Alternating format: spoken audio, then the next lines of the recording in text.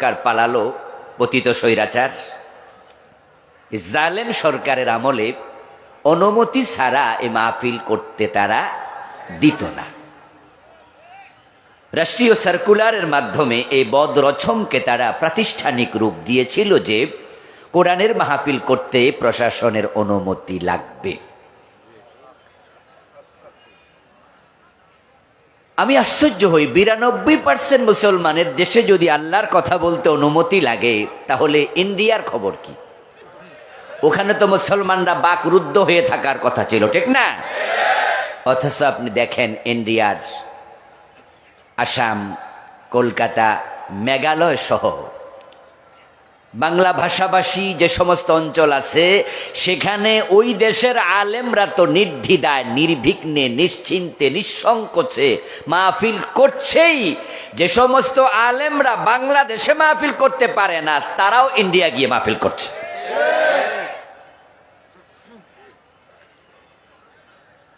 India Muslim দেশ, সেখানে যদি তারা কোরআনের কথা বলতে পারে, আমাদের দেশে অনুমতি নিতে হবে। আহা, এখন ওদের কাছে অনুমতির জন্য দৌড়াতে দৌড়াতে মাহফিল কমিটির জুতার তলা অর্ধেকটা ক্ষয়। টিসির কাছে যাও, টিওনুর কাছে যাও, এসপির কাছে যাও, ওসির কাছে যাও, এখানে যাও, সেখানে যাও, তারপরে যদি অনুমতি দিত 1 ডজন শর্ত, এটা বলা যাবে না, ওটা বলা যাবে না। মনে হয় যেন তারা বাড়ির মালিক, আমরা ছিলাম ভাড়াটিয়া। তারা শ্বশুর পক্ষ, আমরা ছিলাম ঘর জামাই। আমরা কি দেশে পাসপোর্ট করে এসেছি নাকি? এই জমিনে তাদের যেমন অধিকার আছে, আমাদের সমান অধিকার আছে না নাই? এই চান্দোলা তাফসির মাহফিল কমিটির এই জমিনে তাদের মতো অধিকার আছে না নাই? অধিকার যদি থাকে, তাদের সাথে অনুমতি নিতে হবে কেন? কোন কারণে? এটা ছিল নিঃসন্দেহ জুলুম। অনুমতিবিহীন মাহফিল করেছে, মাহফিল কমিটিকে অ্যারেস্ট করে নিয়েছে, এমন ঘটনাও ছিল। হুজুর কিছু সত্য বলেছে, ওই সত্য কথা তাদের বিরোধী হয়েছে, গায়ে লেগেছে। মাহফিল চলাকালে মাহফিলের মঞ্চে বক্তাকে লাঞ্ছিত করেছে, মুনাজাতটা পর্যন্ত করতে দেয় নাই, সামনে থেকে মাইক কেড়ে নিয়ে গেছে। আল্লাহর বড় করুণা, তার বড় দয়া। দীর্ঘ 15.5 বছর পর এই জগদ্দল পাথরের তলা থেকে বাংলার মানুষ এখন মুক্ত। গত 4.5 মাসের মতো সময়, আগস্টের 5 তারিখের পর থেকে কোরআনের কথা বলতে এখন আমাদের আলেমদের অন্তরে কোনো ভয় নাই, কোনো সংকোচ নাই। আমরা আল্লাহর জমিনে আল্লাহর কথা এখন নির্দ্বিধায় বলতে পারছি। এ বলার পরিবেশ করে দিলেন কে? মূলত আল্লাহ তাআলা নিজে পরিবেশ এবার করে দিলেন। অসিলা ছিল বৈষম্য বিরোধী ছাত্র আন্দোলনের ভাইয়েরা। মূলত এবারের এই বিপ্লব কোনো মানুষ করে নাই, এ বিপ্লব করেছেন সরাসরি আল্লাহ। কারণ যেই ছাত্রদের মাধ্যমে আমরা বিপ্লবটা পেয়েছি, তাদের আন্দোলন যখন জুলাই মাসে শুরু হয়, তখন তো সরকার পতনের কোনো আন্দোলন ছিলই না, ছিল কোটা সংস্কার। তখন যদি প্রধানমন্ত্রী বলে দিতেন যে ঠিক আছে কোটা সংস্কার করা হবে, তাহলে তাদের আন্দোলন 1 কদমও আর আগানোর কথা ছিল না। কিন্তু আল্লাহ তাআলা সে অহংকারিনী নারীর মুখ দিয়ে উল্টা পাল্টা কথা বের করে দিলেন। ছাত্রদেরকে রাজাকারের নাতি ফুতি বলে তিনি গালি দিয়ে দিলেন। এই তো আগুনে ঘি ঢেলে ফেলা হলো, আগুন ধাউ ধাউ করে জ্বলতে শুরু করলো। মূলত যে আন্দোলন ছাত্ররা করেছে কোটা সংস্কার, এটা কোনো আন্দোলনই না। এটা প্রধানমন্ত্রীর একটা কথাতে থেমে যেত, ঠিক আছে কোটা সংস্কার হবে, এনাফ। উঠছিল ঘামাসি, এটা চুলকাইলে যে ক্যান্সার হইয়া রোগী মরে যাবে, এটা রোগী ভাবতেও পারে নাই। উনি ভাবছিলেন হেফাজতের হুজুরদেরকে শাপলা চত্বরে গুলি করে শেষ করছি। এই দেশের জামাত ইসলামীর 11 জন নেতাকে ফাঁসি দিয়েছি। আল্লামা সাইদির মতো তুখোর জনপ্রিয় ব্যক্তিকে 13 বছর জেলখানায় আটকায়া রাখছি। খালেদা জিয়া 3 বারের প্রধানমন্ত্রী, তাকে ঘর থেকে এক কাপড়ে বের করে জেলখানার কয়েদি বানিয়েছি। সুতরাং তোরা পোলাপান মানুষ, তোরা কি করবি? তোদেরকে রাজাকার বলে গালি দিলার কি আসে যায়? কিন্তু এটাই যে গামাসি থেকে ক্যান্সার হবে ধারণা করে নাই। মূলত প্যাঁচ লাগাইছে উনি নিজেই। আল্লাহ প্যাঁচ বারবার এমন ভাবে লাগাইছে, পোলাপান মাঠে নেমে গেল। উনার পদত্যাগ চাইল, 9 দফা 1 দফা হলো। উনি যদি তখনও বলতেন তোমরা থামো, ঠিক আছে আমি সরি বললাম, আমি তোমাদের দাদির বয়সী, নানির বয়সী, মায়ের বয়সী, মুখ থেকে একটা কথা বেরিয়ে গেছে, রাজাকারের নাতি বলেছি, এজন্য আমি দুঃখিত, তোমরা আমার বাসায় আসো, গণভবনে বসো, এসে একটু এক বেলা খেয়ে যাও। 10-20 জন যেত, আন্দোলন থেমে যেত। কিন্তু তিনি করেন নাই, গুলির অর্ডার দিলেন। এই দেশের পোলাপান যে বুক পেতে গুলি নেবে এটা তিনি ভাবতেও পারেন নাই।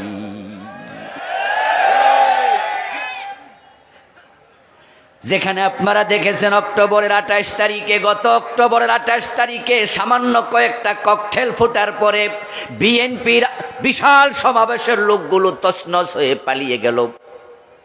উনি ভাবছিলেন কয়েকটা ককটেল ফুটাইয়া যদি বিএনপির মতো এত বড় দল ওদেরকে দৌড়াইয়া পালানো যায়, তাহলে পোলাপান 2-4টা গুলি দিলে পালিয়ে যাবে। কিন্তু না না, এবার আবাবিলের মতো আল্লাহ রাস্তায় নামায়া দিলেন। 5 বছরের বাচ্চা, 7 বছরের বাচ্চারাও রাস্তায় নেমেছে। আমাদের মা বোনরা পর্যন্ত পিছিয়ে থাকেন নাই। কি অগ্নিঝরা বক্তব্য দিলেন এক বোন, পিছনে ফেরার আর সময় নাই। সামনে স্বাধীনতা, পিছনে পুলিশ, মনে আসেনি? পিছনে পর ফেরার সুযোগ আর নাই, এবার সামনে যেতে হবে। আরেক বোন ঢাকা বিশ্ববিদ্যালয়ের প্রফেসর তো বললেন, কয়জন মারবা? 1 জন মারবা 10 জন আসবো, 10 জন মারবা 100 জন আসবো, আর থামাতে পারবা না। তাই হয়েছে, 2000-এর মতো হত্যা করেছে। ছাত্র জনতা ঘরে ফিরে নাই। তাদের কলবের মাঝে আল্লাহ এমন সাহস দিয়েছে, 10,000 মারলেও ঘরে ফিরত না।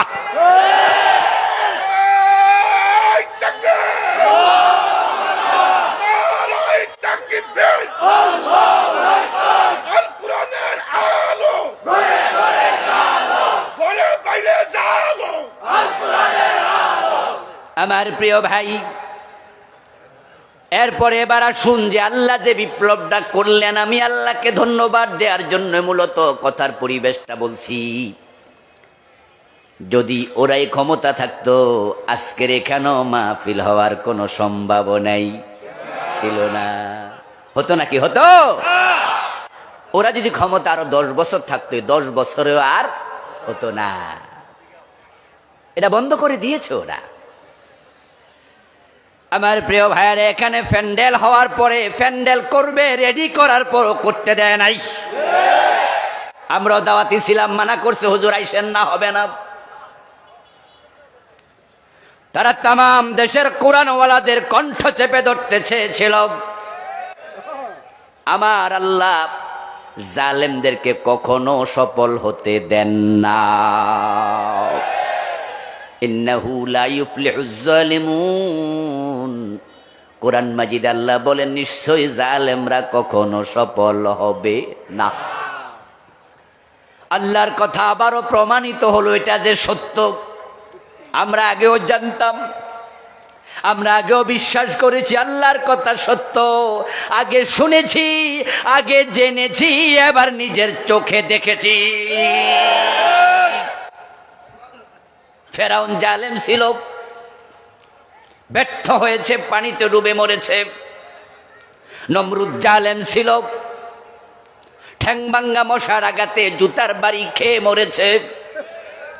আবু জেহেল জালেম ছিল, মাজ মুআব্বাদ ছোট 2 জন সাহাবীর হাতে লাঞ্ছিত হয়ে মরেছে। 15 বছরের স্বৈরাচারের জালেম প্রধানমন্ত্রী এবারও এক কাপড়ে পালাতে বাধ্য হয়েছে, রান্না করা খাবার খেয়ে পালানোর সময় পায় নাই। জালেম সফল হয় না, এটা আবারও প্রমাণিত হয়েছে, ঠিক কিনা? আমার প্রিয় ভাইয়ারা, আপনারা বলুন তো, জমিনের মালিক কে? কোরআন কার কালাম? তো আল্লাহর জমিনে আল্লাহর কালাম বলতে না দেয়া কি জুলুম নয়? এর চেয়ে বড় জুলুম আর কি হয়? এর চেয়ে বড় জুলুম আর কি হয়? এজন্য আল্লাহ তাআলা এবার ধরছেন। আসলে আল্লাহ তাআলা ছাড় দেন কিন্তু ছেড়ে দেন না। আলহামদুলিল্লাহ যে আল্লাহ তাআলা আমাদেরকে এবার অবারিত মুক্ত সুযোগ দিলেন। আসুন আমরা শুরুতে তাকে কৃতজ্ঞতা জানাই, শুকরিয়া জানাই। সবাই মিলে একবার জোরে জোরে কালিমাতু শুকর পড়ি, আলহামদুলিল্লাহ। প্রিয় দিনী ভাইয়েরা, আমি আপনাদের সম্মুখে পবিত্র কোরআন মাজিদ থেকে সূরা শুরার 13 নম্বর আয়াতে কারিমা তিলাওয়াত করেছি। প্রিয় নবীজি সাল্লাল্লাহু আলাইহি ওয়াসাল্লামের পবিত্র মুখ অনুসৃত সহিহ বুখারীতে উদ্ধৃত ছোট ছোট 3খানা হাদিস পাঠ করেছি। আংশিক আল্লাহ তাআলা তৌফিক দান করলে এখান থেকে কিছু কথা বলবো ইনশাআল্লাহ। সূরা শুরার 13 নম্বর আয়াতে কারিমাতে আল্লাহ তাআলা বলছেন যে, হে উম্মতে মুহাম্মাদি, শারা'a লাকুম মিনাদ-দীন, তোমাদের জন্য এমন একটি জীবন ব্যবস্থা প্রণয়ন আল্লাহ করলেন। মা ওয়াসা বিহি নূহা, যে বিষয়ে তিনি নূহ নবীকে অর্ডার করেছিলেন। ওয়াল্লাযী আওহাইনা ইলাইক, ও প্রিয় নবী, শুধু নূহকে নয়, আমি আপনার কাছেও একই বিষয়ে ওহী নাজিল করেছি। وما وصينا به إبراهيم وموسى وعيسى, ওই বিষয়ে আমি ইব্রাহিম, মুসা এবং ঈসাকেও নির্দেশ দিয়েছি। এখানে মোট 5 জন নবীর আলোচনা আল্লাহ তাআলা করলেন, করে বলেন, উম্মতে মুহাম্মাদি, ওই দায়িত্বটা আমি তোমাদেরকে দিলাম। নবী মুহাম্মদ যা পালন করেছে, নবী মুসা তাই করেছে, নবী ঈসা, নবী নূহ, নবী ইব্রাহিম একই কাজ করেছে।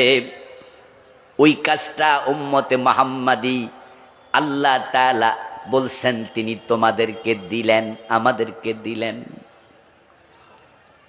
এখানে 5 জন নবীর আলোচনা করে মূলত আল্লাহ তাআলা বুঝালেন সকল নবীর কাজ এটাই ছিল। কোরআনে তো সব নবীর নাম ধরে আলোচনা নাই, মাত্র 25 জনের নাম এসেছে, অথচ নবীর সংখ্যা তো হাজার হাজার, অগণিত সংখ্য নবী, নাম আসছে মাত্র 25। এখানে এক আয়াতে আসলো 5 জনের আলোচনা। নূহ আলাইহিস সালামকে দিয়ে আলোচনা শুরু, নবী মুহাম্মদকে দিয়ে শেষ। বুঝালেন এর মাঝখানে যত নবী আছে, এ দায়িত্ব থেকে একজন নবীও খারেজ নন। সব নবীকে আমি যে দায়িত্ব দিলাম, ওই দায়িত্ব আমাদেরকে তিনি দিলেন। খুব ইম্পর্টেন্ট আলোচনা, শুনবেন ভালো করে। নবীগণ যা করেছেন উম্মত তা করবে। নবীকে অনুসরণ করা উম্মতের জন্য নফল না ফরজ? ফরজে কিফায়া না ফরজে আইন? নবী করেন যাহা, উম্মত করবে তাহা। নবী যাহা বলেন উম্মত তাহাই বলবে। নবীর চিন্তা চেতনা, কথন বলন চলন সব কিছু উম্মতের জন্য আদর্শ। নবী হলেন উম্মতের জন্য মডেল। উম্মত হলো নবীদের অনুসারী। নবী যেই হাতে খেয়েছে উম্মত সেই হাতে খাবে। নবী যে কাতে ঘুমাইছে উম্মত সেই কাতে ঘুমাবে। নবী যেই পা দিয়ে মসজিদে ঢুকেছেন, উম্মত সে পা দিয়ে মসজিদে ঢুকবে। নবী যেভাবে নামাজ শুরু করেছেন, উম্মত সেভাবে নামাজ শেষ করবে। নবীর টোটাল অবয়ব অনুসরণ করে তার দেহ সাজাবে, নবীর কর্ম অনুসরণ করে তার জীবন সাজাবে। নবী হলেন ফরমা, নবী হলেন আইডল, মডেল, উসওয়া, কুদওয়া, আইকন, নামুজাজ। তিনি হলেন আমাদের একমাত্র আদর্শ। নবীর কাজ উম্মতের কাজ। এখন নবী একজন নয়, নূহ থেকে মুহাম্মদ পর্যন্ত সব নবী যে কাজ করেছে, আল্লাহ বলে সেই দায়িত্বটা উম্মতে মুহাম্মাদি তোমাদেরকে দিলাম। কি মস্ত বড় দায়িত্ব! সে দায়িত্ব যদি পালন না করেন, আপনি উম্মতের অংশ কিভাবে ভাববেন নিজেকে? আমরা সবাই শুধুমাত্র নিজেদেরকে উম্মত মনে করি না, বরং আমরা পরিচয় দেই আমরা সর্বশ্রেষ্ঠ উম্মত। আল্লাহ বলেছেন, কুনতুম খায়রা উম্মাহ, তোমরা হলো সব উম্মতের মাঝে সেরা।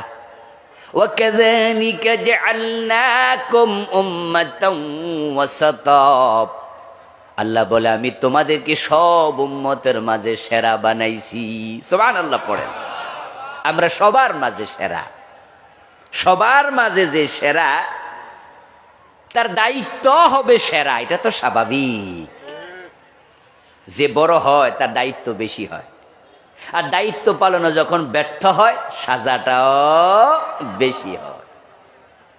মেম্বার যদি সরকারি আমানতে তসরুপ করে, মেম্বারকে যে দায়িত্ব সরকার দেয়, রাস্তার ছোটখাটো ব্রিজ কালভার্ট যেগুলোর বাজেট হবে 5.5 লাখ, 7 লাখ, 10 লাখ, এমন দায়িত্বগুলো মেম্বার পায়। বাজেটটা যখন 15 লাখ, 20 লাখ, 30 লাখ হয়, এগুলো চেয়ারম্যান পায়। বাজেট যখন 1 কোটির বেশি হয়ে যায়, তখন এটা চেয়ারম্যানকে দেয়া হয় না, এটা এমপি সাহেবের থাকে। যে যত বড় হবে দায়িত্ব বাড়বে, আর দায়িত্বে যদি তসরুপ হয় সাজার পরিমাণও বাড়বে। তাই মেম্বার যখন তসরুপ করে, ওর শাস্তি হতে পারে 6 মাস থেকে 1 বছর জেল, কারণ টাকা তো মাত্র 3 লাখ 5 লাখ। এর চেয়ে বেশি তসরুপ করবো কি? টাকাই তো নাই। কিন্তু এমপি সাহেব যখন তসরুপ করে, তখন সেটা কোটি টাকার বেশি হয়ে যায়। তাই সাজার পরিমাণ 10 বছর 15 বছর হতে পারে। আর মন্ত্রী যদি হয়, তাহলে সেটা 100 কোটি টাকার তসরুপও হতে পারে। তখন এমন মন্ত্রীও দুনিয়ায় আছে যাদের সরকারি দায়িত্ব অবহেলার কারণে যাবজ্জীবন কারাদণ্ড হতে পারে, হয়েছে। আপনি যখন বড় হবেন, আপনার দায়িত্ব বেশি হবে, ওই দায়িত্ব পালনে ব্যর্থ হবেন, সাজাও বেশি খাবেন। এজন্য সাবধান। শ্রেষ্ঠ উম্মত শুধু পরিচয় দিয়ে মজা নিলে চলবে না। শ্রেষ্ঠ উম্মতকে আল্লাহ যে দায়িত্ব দিলেন, সে দায়িত্বটাও পালন করিতেই হবে। মায়ের 2 সন্তান যদি হয়, একটার বয়স 1.5 বছর আর একটার বয়স 5.5 থেকে 6 বছর, তা আমাদের মায়েরা বোনেরা যখন শ্বশুর বাড়ি থেকে বাবার বাড়ি বেড়াতে যায়, পাশের গ্রামে বাপের বাড়ি, তখন বাচ্চার যেটা বয়স 1.5 বছর, যে বাচ্চার বয়স, এটার কোলে লয়। আর যেটার বয়স 6-7 বছর, এটার কোলে লয় না, বরং কাপড়ের গাঁট টিডা লইয়া হের মাথার তুলে দেয়। দেয়নি ভাই? হেরে কয়, এদিকে তুই গাঁট তুলে আট। তখন সে যদি বলে যে মা, আমার তো কোলেই লইলা না, উল্টা আরো গাঁটটি দিবা, আমি এই গাঁটটি নিমু না। মা বলবে, তুই বড়, তোরে কিনলে কোলে লমু, হেতে ছোট, তাই হেতে রে কোলে লইছি, কোলে গাঁটটি ল। এখন গাঁটটি রেখে যদি সন্তান দৌড় দেয়, তখন মা কয়, এ ফোলাটা তো একটা বেদ্য ফোলা হইছে, বলে কিনা? মার কথা শোনে না, তুই তো সুবিধার ফুত না রে, তুই তো একটা বেয়াদব ফুত। ও দোস্ত, আল্লাহ আপনাকে আমাকে সব উম্মতের মাঝে 1 নম্বরে দিলেন। এটা আপনার কৃতিত্ব নয়, এটা নবী মুহাম্মাদের কৃতিত্ব। আপনি নবী সেরা, তাই উম্মত হিসাবেও সেরা। এই শ্রেষ্ঠত্ব পাইছেন মাগনা। রাসূল সাল্লাল্লাহু আলাইহি ওয়াসাল্লামের উম্মত হওয়ার সুবাদে আপনি সেরা উম্মতের লকব উপাধি পেয়ে গেলেন। এখন আল্লাহ বলেন, হ্যাঁ শোনো, আমি তোমাদেরকে এমন দায়িত্ব দিলাম, সারা লাকুম, লাকুম মানি তোমাদের, তোমরা মানি উম্মতে মুহাম্মদ, উম্মতে মুহাম্মাদি, এই দায়িত্ব আমি তোমাদের দিয়েছি। যা দিয়েছি নূহকে, যা দিয়েছি মূসাকে, যা দিয়েছি ইব্রাহিমকে, যা দিয়েছি ঈসাকে, ও নবী মুহাম্মদ আপনাকে একই দায়িত্ব দিলাম যেটা আপনার উম্মত পালন করবে। এবার আপনাদের কাছে বলতে চাই, উম্মতের মাঝে এক নাম্বার হলো সাহাবী, তারপরে হলো সিরিয়ালে তাবি, তারপরে তাবে তাবি, এভাবে আমাদের পর্যন্ত উম্মতের সিরিয়াল আসতেছে। এখন এক নাম্বার উম্মত যারা সাহাবী, এ লাকুম শব্দের মুখাতাব, তারা এক নাম্বার। এখন রাসূল যে কাজ করছে সাহাবারা ব্যতিক্রম করছে না হুবহু সেটা, কারণ তারা জানতেন আমার রাসূলকে অনুসরণ করা আমার জন্য ফরজ। তাই আমার রাসূল যে কাজ করছে সেই কাজ আমি করব। প্রিয় নবীজি সাল্লাল্লাহু আলাইহি ওয়াসাল্লাম বদরের দিন যখন তিনি যুদ্ধের মাঠে গেলেন, তখন তিনি তাকায়া দেখেন ৩১৩ জন এমন সাহাবী, তাদের মাঝে অনেকের পেটের সাথে পিঠ লেগে আছে, ৩ দিন পেটে খাবার নাই, কারো কারো হাঁটু থেকে নাভি পর্যন্ত চাদর পরিহিত, গায়ের মাঝে এক টুকরো কাপড় নেই। এমন সাহাবী আছে যার হাতে কোনো তলোয়ার নাই, শুধু খেজুরের ডালা নিয়ে বদরের মাঠে গেছে। হযরত বেলালের মতো লোকেরা গেছে, খাব্বাব, খুবাইব, হযরত আম্মারের মতো লোকেরা গেছে, যারা মানুষের ঘরে দাস ছিল, যুদ্ধের মাঠে কোনোদিন যায়নি, কেমনে তলোয়ার হাতে নিতে হয় সে প্রশিক্ষণটাও তাদের নাই। আর বদরের ইতিহাস যারা পড়েছেন সবাই জানেন, মূলত রাসূলুল্লাহ বদরে যুদ্ধ করার জন্য বের হন নাই, বের হয়েছিলেন আবু সুফিয়ানের কাফেলাকে ধাওয়া করার জন্য। পরে যখন পরিবেশ গরম হয়ে গেল, এই খবরটা আবু সুফিয়ান মক্কায় পাঠাইয়া দিল। আবু জেহেল ১০০০ সৈন্য নিয়া মদিনা আক্রমণের জন্য রওনা দিল। তখন আল্লাহ বলো, নবী আমি জেহাদের এখন অনুমতি দিয়ে দিলাম, আপনি আবার প্রতিরোধ করেন। এই জন্য তাৎক্ষণিক ৩১৩ জন সাহাবী রাসূলুল্লাহর সাথে চলে গেলেন। প্রশিক্ষণ নাই, তলোয়ার নাই সবার হাতে। আল্লাহর হাবিব যুদ্ধের মাঠে গিয়ে বুঝলেন ১০০০ কাফেরের বিরুদ্ধে যারা প্রশিক্ষিত আমার ৩১৩ জন, আজকে অসম যুদ্ধ হবে, কি হবে জানি না। প্রিয় নবীজিকে একজন সাহাবী প্রশান্তি দিয়ে, প্রবোধ দিয়ে, সান্ত্বনা দিয়ে বলে, ইয়া রাসূলুল্লাহ আমরা মূসা নবীর উম্মতের মতো বলবো না, ইযহাব আনতা ওয়া রাব্বুকা ফাকাতিলা, আপনি আর আপনার আল্লাহ যান জিহাদ করেন, আমরা এটা বলবো না, বরং আপনার সাথে জিহাদের ময়দানে আমরাও আছি।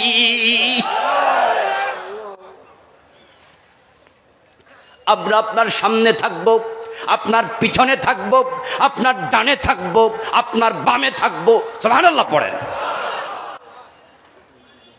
নবী মূসা আলাইহিস সালামকে তার উম্মত বলেছিল, ইযহাব আনতা ওয়া রাব্বুকা ফাকাতিলা ইন্না হাহুনা কাঈদুন, আমরা যুদ্ধ করতে পারবো না, আপনি আর আপনার আল্লাহ যুদ্ধ করেন, আমরা এখানে বসে থাকবো। ও নবী মুহাম্মদ আপনি নিশ্চিন্তে থাকেন, আমরা আপনার চারপাশে সবাই মিলে যুদ্ধ করব। রাসূল যা করেছেন সাহাবারা তাই করেছে, তাই সব সাহাবী জান্নাতি। আল্লাহর নবীর সাহাবাদের মাঝে একজন সাহাবীও জাহান্নামী নাই। হাদিসে আছে লা ইয়াদখুলুন নার মান রাআনি মুমিনা, প্রিয় নবীজি বলেছেন আমাকে ঈমানের সাথে দেখেছে এমন একজন জাহান্নামে যাবে না। সব সাহাবী জান্নাতি। কারণটা কি? কারণ হচ্ছে তারা উম্মতের এত সৌভাগ্যবান অংশ যে তাদের মাঝে রাসূলুল্লাহর চিন্তা, চেতনা, কথা, বার্তা, আমলের খেলাফ একটা কাজও কেউ করতো না। করলে তওবা করতো, ফিরে আসতো। এবার বলুন তো, সাহাবীদের পথ ধরে যদি জান্নাতে আমরা যেতে চাই, রাসূলুল্লাহকে অনুসরণ করা আমাদের দরকার আছে না নাই? নাকি শুধু নামের আগে সুন্নি লিখে বয়ে থাকবেন, এতে জান্নাত?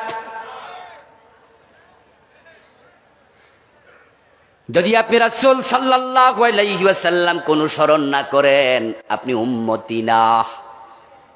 উম্মত দাবি করলে উম্মত হওয়া যায় না, রাসূলকে অনুসরণ করে উম্মত হতেই হয়। আর যে উম্মতেরা নিজেকে রাসূলের উম্মত দাবি করবে কিন্তু রাসূলকে অনুসরণ করে জীবন সাজাবে না, ওই উম্মতগুলো দাবি করবে এখানেই শেষ, জান্নাত পাবে না। قال رسول الله صلى الله عليه وسلم كل امتي يدخلون الجنه الا من ابى। প্রিয় নবীজি বলেন, আমার সব উম্মত জান্নাতে যাবে, তবে অস্বীকারী উম্মত জান্নাত পাবে না।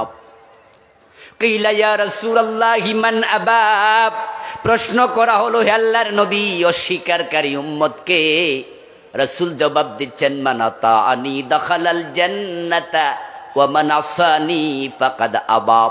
যে আমি নবী মুহাম্মদকে অনুসরণ করে জীবন সাজাবে সে জান্নাতে যাবে, যে আমাকে অনুসরণ করতে পুরা জীবনে রাজি হবে না, সে অস্বীকারী, সে জান্নাত পাবে না। এবার আপনাদের কাছ থেকে একটু জবাব চাইবো, দয়া করে জবাব দিয়েন। বাংলাদেশে রাসূলকে অনুসরণকারী লোকের সংখ্যা খুব বেশি না খুব কম? আমরা দেখি রাসূলকে অনুসরণ করে নামাজ পড়ে, কিন্তু রাসূলকে অনুসরণ করে আর অর্থনীতি চালায় না, 5 ওয়াক্ত নামাজিও সুদে টাকা লাগায়া রাখে। প্রিয় নবীজিকে অনুসরণ করে রমাদানে রোজা রাখে, ঘুম থেকে ওঠে গড়ির দিকে তাকায়া দেখে সুবহে সাদেক তুলু হয়ে গেছে। ঘুম থেকে ওঠে কানে আওয়াজ আসছে, চারিদিকে মসজিদে আজান শোনা যায়। ওই রোজাওয়ালা তখন আর সাহারি খায় না, তখন সাহারি না খাইয়াই রোজার নিয়ত করে উপাস রোজা রাখে।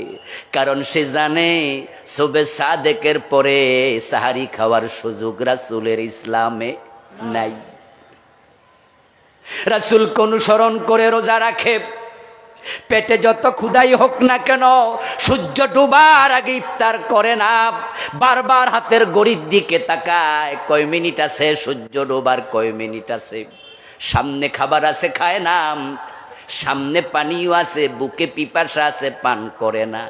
কোন লাঠিয়াল ফেরেশতা পিছনে লাঠি নিয়ে দাঁড়ায়া নাই যে আপনি সূর্য ডুবার আগে খাইলে মাথায় বাড়ি দেবে।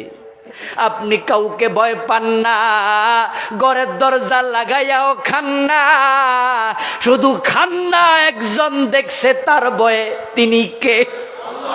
তো যে আল্লাহকে ভয় করে রমাদানে রোজা রাখে, রাসূলুল্লাহকে ফলো করে, সামনে খাবারটা তো হালাল, এই হালাল খাবার খায় না, কিন্তু রমাদানের দিনে সে রোজাওয়ালা অফিসে আবার গোশ খায়। পানির জকমক, পানির ইয়াটিয়া নাই, এই যা উপরে রাখেন। আমার প্রিয় ভাই, রমাদানে রোজাওয়ালার সামনে এভাবে পানি আছে। আপনাদেরকে প্রশ্ন করি, জবাব দেন, এই পানিটা কি হারাম না হালাল? তো রোজার দিনের বেলায় খাওয়া কি হালাল না হারাম? কিন্তু সূর্য ডুবে গেলে কি হারাম না হালাল? তাহলে এটা হারাম হলো 13 ঘন্টা, 14 ঘন্টা, 15 ঘন্টা, কিন্তু ঘোষ হারাম কয় ঘন্টা? তো যেটা 13 ঘন্টা হারাম সেটা আপনি খাইলেন না, যেটা 24 ঘন্টা হারাম সে গোশ খাইলেন কেমনে?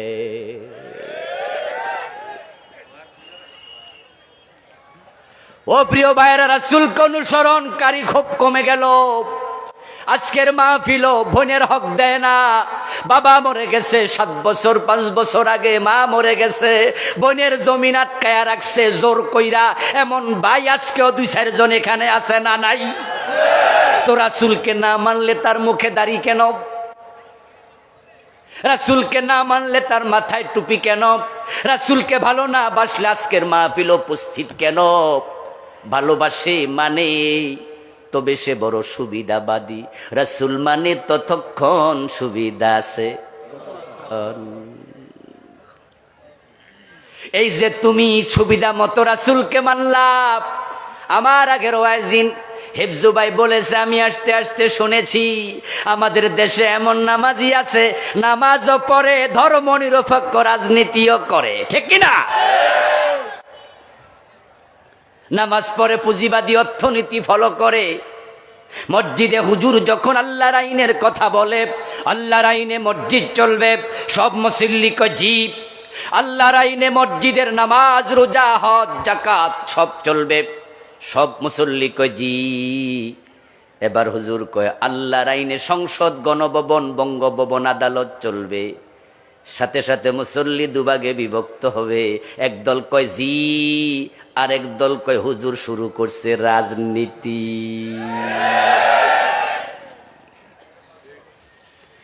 তাহলে তারা আল্লাহর আইন মানতে রাজি হয় নিজের নির্দিষ্ট অংশে সুবিধাবাদের জায়গায়। যারা সুবিধা মতো আল্লাহকে মানে, রাসূলকে মানে, তারা আল্লাহর গোলাম না, রাসূলের উম্মত না, তারা নফসের গোলাম। সমাজে কি আল্লাহর গোলাম বেশি নফসের গোলাম বেশি? এজন্য রাসূলের উম্মত জাহান্নামীও হবে বেশি। উম্মত ৭৩ দল, জান্নাতি মাত্র এক দল, জাহান্নামী ৭২ দল। উম্মত দাবি করলে জান্নাত পাওয়া যায় না রে ভাই, উম্মতের মাঝে জাহান্নামী হবে ৭২ দল। قال رسول الله صلى الله عليه وسلم تفترق امتي على 73 ملة কুল্লুহুম ফিন্নারি ইল্লা ওয়াহিদা। রাসূল বলে আমার উম্মত হবে ৭৩ দল, জান্নাতি হবে মাত্র এক দল। এখন জান্নাতে যেতে হলে সেই এক দলের ভিতরে ঢোকার প্রয়োজন আছে না নাই? জান্নাতি দলে যাওয়া দরকার আছে কিনা? কেমনে যাবেন? আপনি তো কইছেন আমি কোনো দলই করি না। বিশেষ করে পীর বুজুর্গ পাওয়া যায় এমন কিছু, ঠিক না? আমাদের দেশের অসংখ্য পীর আছে, ওনারা কোনো দলই করে না। মানুষের বুঝাইয়া দেয়, সবাই প্রচার করে দিয়ে আমি কোনো দল মলে নাই, এত করে ওনার সুবিধা বেশি। সব দলের লোক মুরিদ, সবাই হাদিয়া তোফা দেয়। এমন অনেক খতিব আছে কোনো দল করে না, মানুষে বলে দেয় জুমার দিন বুক ফুলাইয়া বলে, এই আমি আপনাদের এমন খতিব, কোনো দল আমি করি না। আমার দোস্ত, রাসূল বলে আমার উম্মত ৭৩ দল। তুমি বলো তোমার দল নাই, তুমি উম্মতের ভিতরে না বাইরে? তোমার কিসের ফিরালি, তোমার কিসের ইমামতি? মানুষ যখন মৃত্যুবরণ করে কবরে দেওয়ার সময় একটা দোয়া আছে, বিসমিল্লাহি ওয়া আলা মিল্লাতি রাসূলিল্লাহ। বাংলা অর্থ কি? আল্লাহর নামে রাসূলের দলে তুলে দিলাম, বিসমিল্লাহি আল্লাহর নামে, ওয়া আলা মিল্লাতি রাসূলিল্লাহ এবং রাসূলুল্লাহর দলে। তো রাসূলের দল আসেনি? আওয়াজ করে বলেন না, রাসূলের দল আছে না নাই? তো এই হুজুর তো এইটাও কয় নাই যে আমি রাসূলের দল করি, আল্লাহর দল করি। উনি তো এই কথাটাও বলতো না, বলতো আমি দলই করি না। এখন যেই হুজুর, যেই পীর, যে খতিব বলে আমি দল করি না, ওই হুজুরকে কবরে দেওয়ার সময় দোয়াটা পড়া ঠিক হইব না নতুন দোয়া বানাইতে হইব? কি মুসিবত! আর আমরা যদি এই দোয়া ফরিও, যে ব্যক্তি জীবনে থাকতে বেছে রাসূলুল্লাহর দলে ছিল না, মরার পর রাসূল তার মরা লাশ গ্রহণ করবেন না।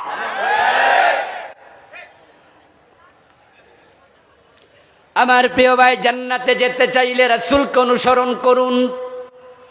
এখন আল্লাহ বলছেন আমি সব নবীকে যে দায়িত্ব দিলাম, সে দায়িত্বটা কি এবার শুনুন। দায়িত্বটা হলো আন আকিমুদ্দিন, তোমরা জমিনে আমি আল্লাহর দিন কায়েম করো। দায়িত্ব হলো একামতে দিন, আমাদের দায়িত্ব হলো একামতে দিন। আমি আবার বলছি, তারপরে আপনাদের মুখ দিয়ে বলাবো, আমি শুনবো। আল্লাহকে ফেরেশতাদেরকে শোনাবেন। আল্লাহ সূরা আশ-শূরার 13 নম্বর আয়াতে বলে, আন আকিমুদ্দিন, তোমাদের দায়িত্ব দিয়েছি, দায়িত্বের নাম ইকামতে দিন। এবার আপনারা বলুন তো, উম্মতের দায়িত্ব কি? সবাই বলেন, দায়িত্ব কি? বলেছেন কে? সূরা আশ-শূরা আয়াত নাম্বার 13। আমি বাড়ি থেকে আসার সময় তো বানাইয়া আনি নাই, এটা আল্লাহর কোরআনের আয়াত। আল্লাহ বলে, দায়িত্ব আমি তোমাদেরকে দিয়েছি। অথচ বাংলাদেশে অসংখ্য আলেম ওলামা পীর বুজুর্গ আছে, একামতে দিন নিয়ে জীবনে একবারও ওয়াজ করেন, বরং একামতে দিন নিয়ে যারা ওয়াজ করে এটাকে রাজনীতি বানাইয়া ছেড়ে দেয়। বল, ওরা তো রাজনৈতিক বক্তব্য। আমার প্রিয় বন্ধু, কোরআন মাজিদ আল্লাহ তাআলা বলছেন আকিমুস সালাহ। সে আল্লাহ বললেন আকিমুদ্দিন। একই শব্দ, একই সিগা, একই ওজন, একই বাব, একই অর্থ, সব হুবহু আকিমু। তাকিমুস সালাহ, এই আয়াত পাইয়া যদি সব পীর সাহেব, সব খতিব সাহেব, সব বক্তা বায়েরা আকিমুস সালাহর ওয়াজ করতে পারে, নামাজ কায়েমের ওয়াজ, নামার পড়ার ওয়াজ করতে পারে, এবার আল্লাহ বলে আকিমুদ্দিন, দিন কায়েমের ওয়াজ দরকার আছে না নাই? আমার বন্ধু, আকিমুস সালার সে আকিমুদ্দিন, এই ওয়াজের গুরুত্ব অনেক গুণ বেশি। এজন্যই দায়িত্ব দিয়েছে সব নবীকে। যে 5 ওয়াক্ত নামাজ আমরা পড়তেছি, অতীতের কোন নবীর উম্মতের উপরে 5 ওয়াক্ত নামাজ ফরজ ছিল না। হযরত ঈসা আলাইহিস সালামের উম্মতেরা নামাজ পড়ছে 4 ওয়াক্ত। হযরত মূসা আলাইহিস সালামের উম্মতেরা নামাজ পড়ছে মাত্র 3 ওয়াক্ত। একদিন প্রিয় নবীজি এশারের নামাজ পড়ার পরে সাহাবাদের সামনে দাঁড়ায়া বলতেছে, ও আমার সাহাবারা শোনো, অতীতের কোন উম্মত এই টাইমে নামাজ পড়ে নাই। এশারের নামাজ শুধু তোমাদের বিশেষত্ব। ও প্রিয় ভাইরা, অতীতের কোন উম্মত 5 ওয়াক্ত নামাজ পড়ে না, আমরা পড়তেছি। এখন দিন কায়েমের ব্যাপারে আল্লাহ কয়, আমি মূসা ঈসা তাদেরকেও বলছি। অথচ 5 ওয়াক্ত নামাজ মূসাকে বলে নাই, 5 ওয়াক্ত নামাজ ঈসাকে বলে নাই, কিন্তু দিন কায়েমের কথা ঈসা মূসা সবাইরে বলছে। এবার বলুন তো দোস্ত, সলাতের ভিতরে কি পুরা দিন আছে, না দিনের ভিতরে সলাত আছে? তাহলে দিন যদি কায়েম হয়, নামাজ তো এমনে কায়েম হয়ে যাবে। দিন কি? এই যে বলে দিন কায়েম করো, কায়েম কি, দিন কি, এটা বুঝবেন, এটা বুঝে এখানে সম্পৃক্ত হবেন, তাহলে সেরা উম্মতের দায়িত্ব পালন হলো। আর রাসূল বলতেছে, মান আহাব্বা সুন্নতি ফাকাদ আহাব্বানি ওয়া মান আহাব্বানি কানা মাই ফিল জান্নাহ। যে আমার জীবন চরিত, আমার কর্ম ফলো করবে, আমার সুন্নাহ মানবে। সুন্নাহ মানি দাড়ি টুপি পাজামা পাঞ্জাবি শুধু নয়, রাসূলুল্লাহর গোটা জীবনটাই সুন্নাহ। প্রিয় নবী বলে, আমার সুন্নাহ যে ফলো করবে সে আমাকে ভালোবাসে, আর যে আমার সুন্নাহ ফলো করে আমার ভালোবাসার প্রমাণ দেবে, কানা মাই ফিল জান্নাহ, সে জান্নাতে আমার সাথে ঢুকবে। এখন নবী মুহাম্মদ যে দিন কায়েম করলেন, সাহাবারা উনার সঙ্গী হলেন, ওই দিন কায়েমের কাজ আমাদেরও করতেই হবে, এটা ফরজ। এই দিন কায়েম বড় কঠিন জিনিস। এজন্য যে 5 জন নবীর নাম এখানে আসছে, আমরা তাদের জীবনী পর্যালোচনা করে দেখি, 5 জন এই কাজে শুধু মাইরি খাইছে। এমন মাইর খাইছে নবী নূহ, পুরাটি জীবন কানতে কানতে শেষ হয়ে গেছে। এমন মাইর খাইছে নিজের নামটা পর্যন্ত চেঞ্জ হয়ে গেছে। নবী নূহ আলাইহিস সালামের মূল নাম ছিল আব্দুল গাফফার। নূহ শব্দের অর্থ হলো কন্যা করা, রোদন করা, ফুফিয়ে ফুফিয়ে কাঁদতে থাকা। উনাকে মানুষ এতভাবে মারত, হায়াত পেয়েছিলেন লম্বা, 950 বছর দাওয়াত দিয়েছেন। তাই মানুষের বাড়িতে গেলেই মানুষ মাইরা তাড়াইয়া দিত। মুসলমান হয়েছে পুরা লম্বা 950 বছরে মাত্র 40 জন। কোন কোন বর্ণনা পাওয়া যায় মাত্র 80 জন। শুধু মাইর খাইছে জীবন ভর। এখন নবী ইব্রাহিমের দিকে তাকালে দেখেন আগুনে পর্যন্ত নিক্ষেপ করা হয়েছে। নবী মূসার দিকে তাকালে দেখবেন হিজরত করে নিজের জন্মভূমি মিশর থেকে সিরিয়া ফিলিস্তিনে চলে যাওয়া লাগছে।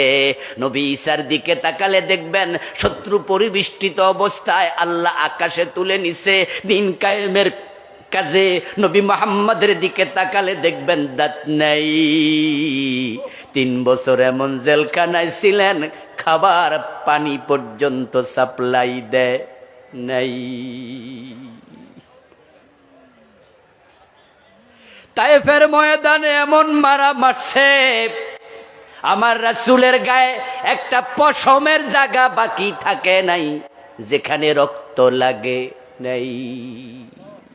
এদিন কায়েমের কাজী ইব্রাহিম আলাইহিস সালাম, মূসা, ঈসা সহ তারা যেই কষ্ট স্বীকার করলেন, এবার পরবর্তী প্রজন্ম আসহাবে রাসূলের দিকে তাকান। বেলালের গলায় রশি, হামজার কলিজা নাই, হযরত ইমাম হুসাইনের কল্লাটা পর্যন্ত দেহের মাঝে নাই। قال رسول الله صلى الله عليه وسلم شد الناس بلاء الأنبياء ثم الأمثل فالأمثل। বুখারীর riwayat। আমি ভূমিকে হাদিসটা পড়েছি। আমার রাসূল বলেন, এই যে বিপদের কথা তোমরা শুনলা, এই বিপদ কিন্তু থেমে যাবে না। সবচেয়ে বেশি বিপদ এসেছে নবীদের জীবনে। তাদের পথ ধরে যারা চলবে, এই বিপদ তাদের জীবনও আসতেই থাকবে। এই আলোচনাগুলো আমি শুধু পড়েছি, আমি শুধু জেনেছি তা না। সূরা সূরা শেষ না করে মাওলানা হয় না, মুফতি হয় না, ফকিহ হয় না, পীর বুজুর্গ যারা আছে, ইমাম খতিব, সবাই সূরা সূরা পড়েছে। সূরা সফের 9 নম্বর আয়াত পড়েছে। রাসূলের জীবনের লক্ষ দিনের বিজয় সবাই জানে, কিন্তু দিন বিজয়ের কথা, দিন কায়েমের কথা সবাই বলে না। কারণ তারা জানে এটা বললে ইব্রাহিমের মতো আগুনে ফেলে দেবে, মূসার মতো দেশ ত্যাগ করা লাগবে, নবী মুহাম্মদের মতো দাঁত দেয়া লাগবে। আল্লামা সাইদিকে এজন্যই 13 বছর জেলখানায় থাকা লেগেছে।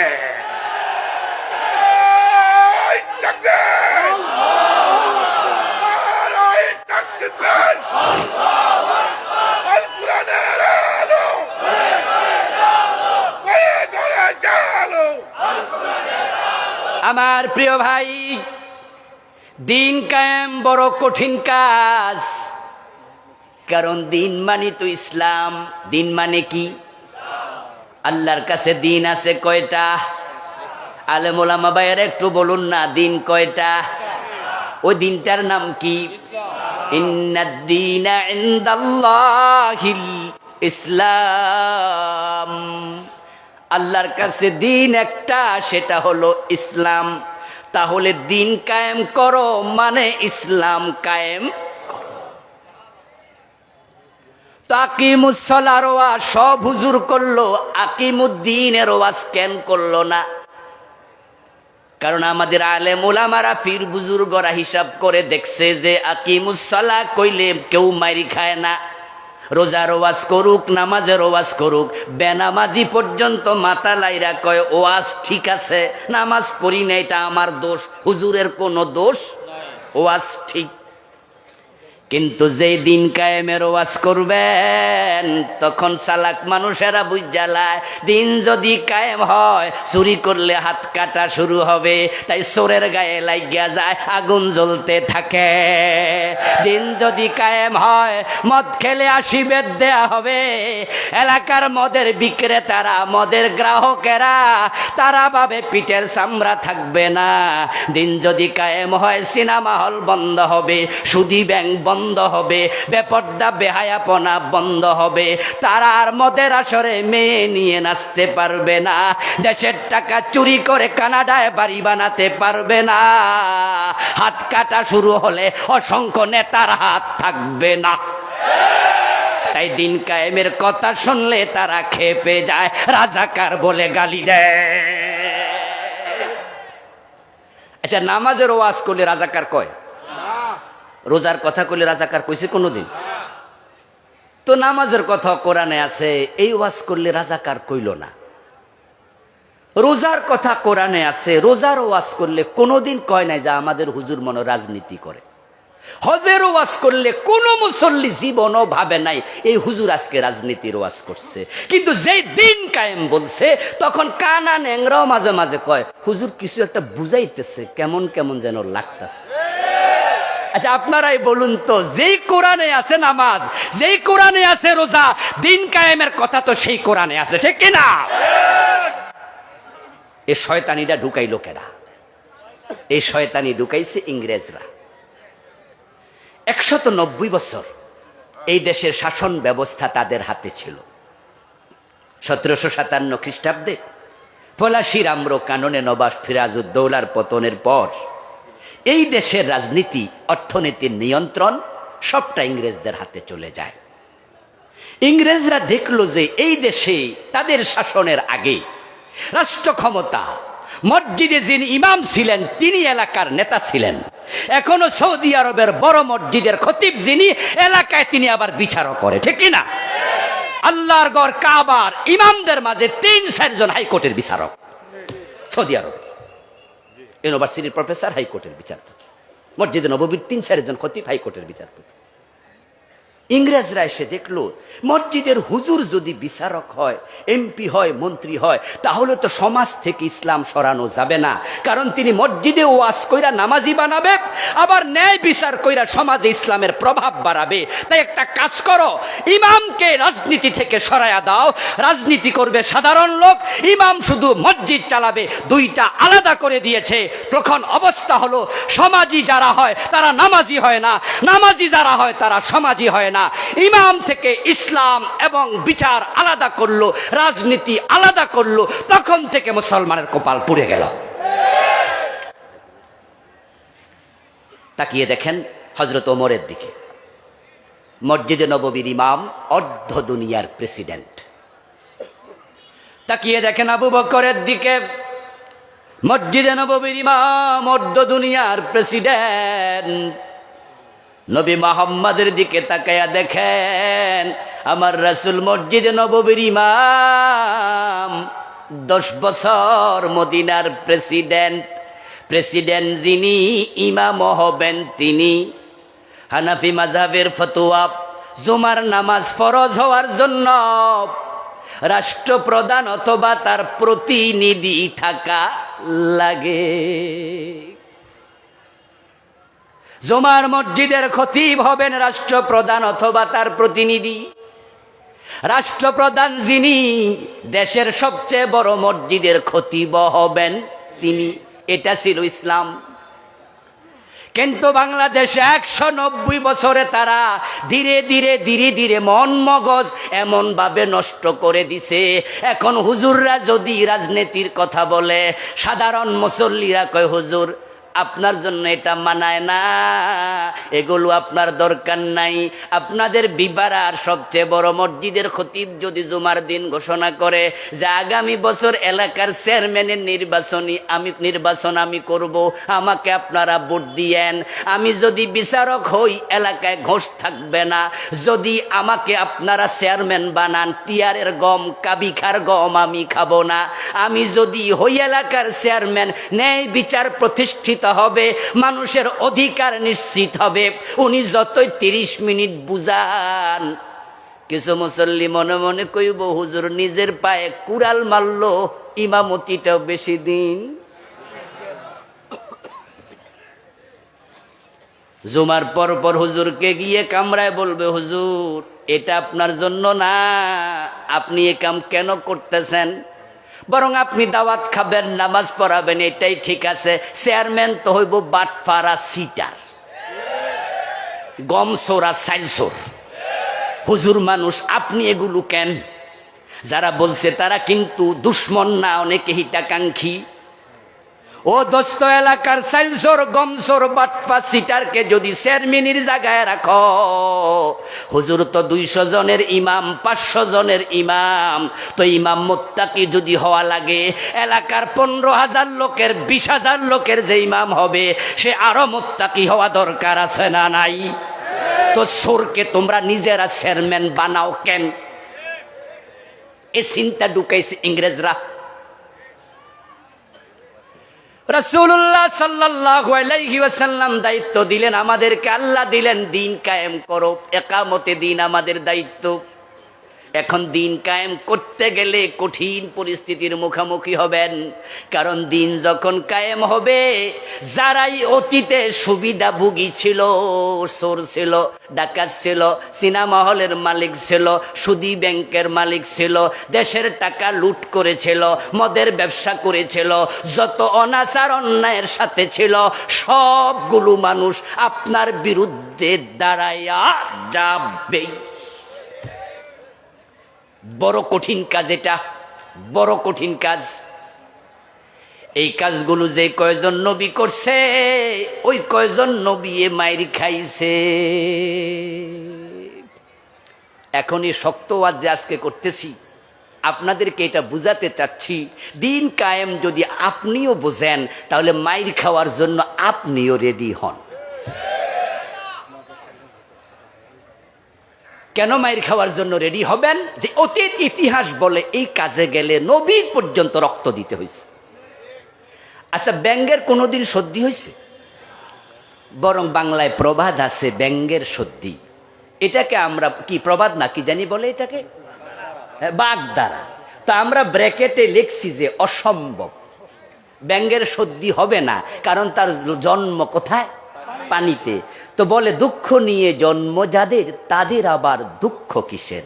ব্যাঙের সর্দি হবে না, তার জন্ম তো পানিতে, তাকে সর্দি পানি লাগাতে পারে না।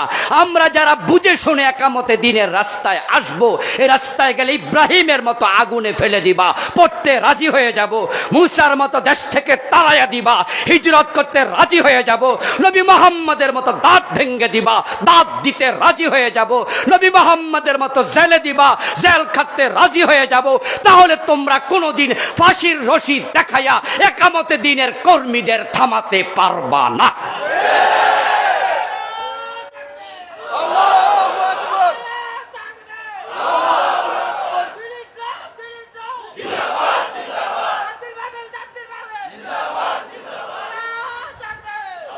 আমার প্রিয় ভাইয়েরা, আল্লাহর রাস্তায় চলতে গেলে বিপদ মুসিবত আছে না নাই? একামতে দিনের পথ কখনোই কুসুমাস্তীর্ণ ছিল না। বিপদ মুসিবত আসবে, তবে আমরা সবাই আল্লাহর উপর ভরসা করে সামনে আগাবো। কারণ 5 জন নবীর জীবন বিশ্লেষণ করে আমরা যেটা আবার দেখি, তার মাঝে হযরত ঈসা আলাইহিস সালাম ছাড়া বাকি 4 জন মাইর খাওয়ার পর আল্লাহ নিজে তাদেরকে বিজয় দিছে। এবার বলুন তো, নবী ঈসা যখন আবার আকাশ থেকে নামবেন, তখন তিনি কি পরাজিত হবেন না বিজয়ী হবেন? 5 জন নবীর জীবনে বিজয়। কারণ কি? কারণ যে দিনের কথা আমি এতক্ষণ বললাম কায়েমের বিষয়, সে দিন কি আমাদের না দিন আল্লাহর? দিন কার? ইয়েস, দিন আল্লাহর। ইযা জাআ নাসরুল্লাহি ওয়াল ফাth ওয়া রাআইতান নাসা ইয়াদখুলুনা ফি দীনিল্লাহ। হে নবী, যখন আল্লাহর পক্ষ থেকে সাহায্য বিজয় এসে যাবে, আপনি দেখতে পাবেন মানুষ আল্লাহর দ্বীনে প্রবেশ করছে। তাহলে দিন কার? বলেন বলেন, সবাই বলেন, দিন কার? তাহলে আমরা কার দিন কায়েমের কাজ করি? আল্লাহর দিন কায়েমের কাজ করি। দিন আমাদের না, আমরা আল্লাহর দিন কায়েমের কর্মী।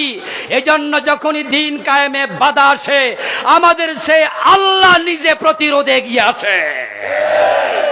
যেমন বাংলাদেশে মাত্র 15 বছরের ব্যবধানে আল্লাহ এগিয়ে এসেছেন। এই দেশে দিন যতটুকু আছে, গত সরকার ততটুকু নিভিয়ে দেওয়ার জন্য যত চেষ্টা দরকার সব করেছে। তারা পাঠ্যপুস্তকের মাঝে শিরক এবং কুফরি পর্যন্ত ঢুকাইছে। তারা মাদ্রাসার সিলেবাসের বইয়ের মাঝে, আপনারা বাড়ি গিয়ে এবার দেখবেন ক্লাস 6-7 বইতে 2024 সনে যে বইগুলো এখনো চলমান আছে, বইয়ের পৃষ্ঠার মাঝে দোতারার ছবি, সেতারার ছবি, হারমোনিয়ামের ছবি, মাদ্রাসার পৃষ্ঠায় মেয়ে হাফ প্যান্ট পরা ছবি ঢুকাই দিচ্ছে।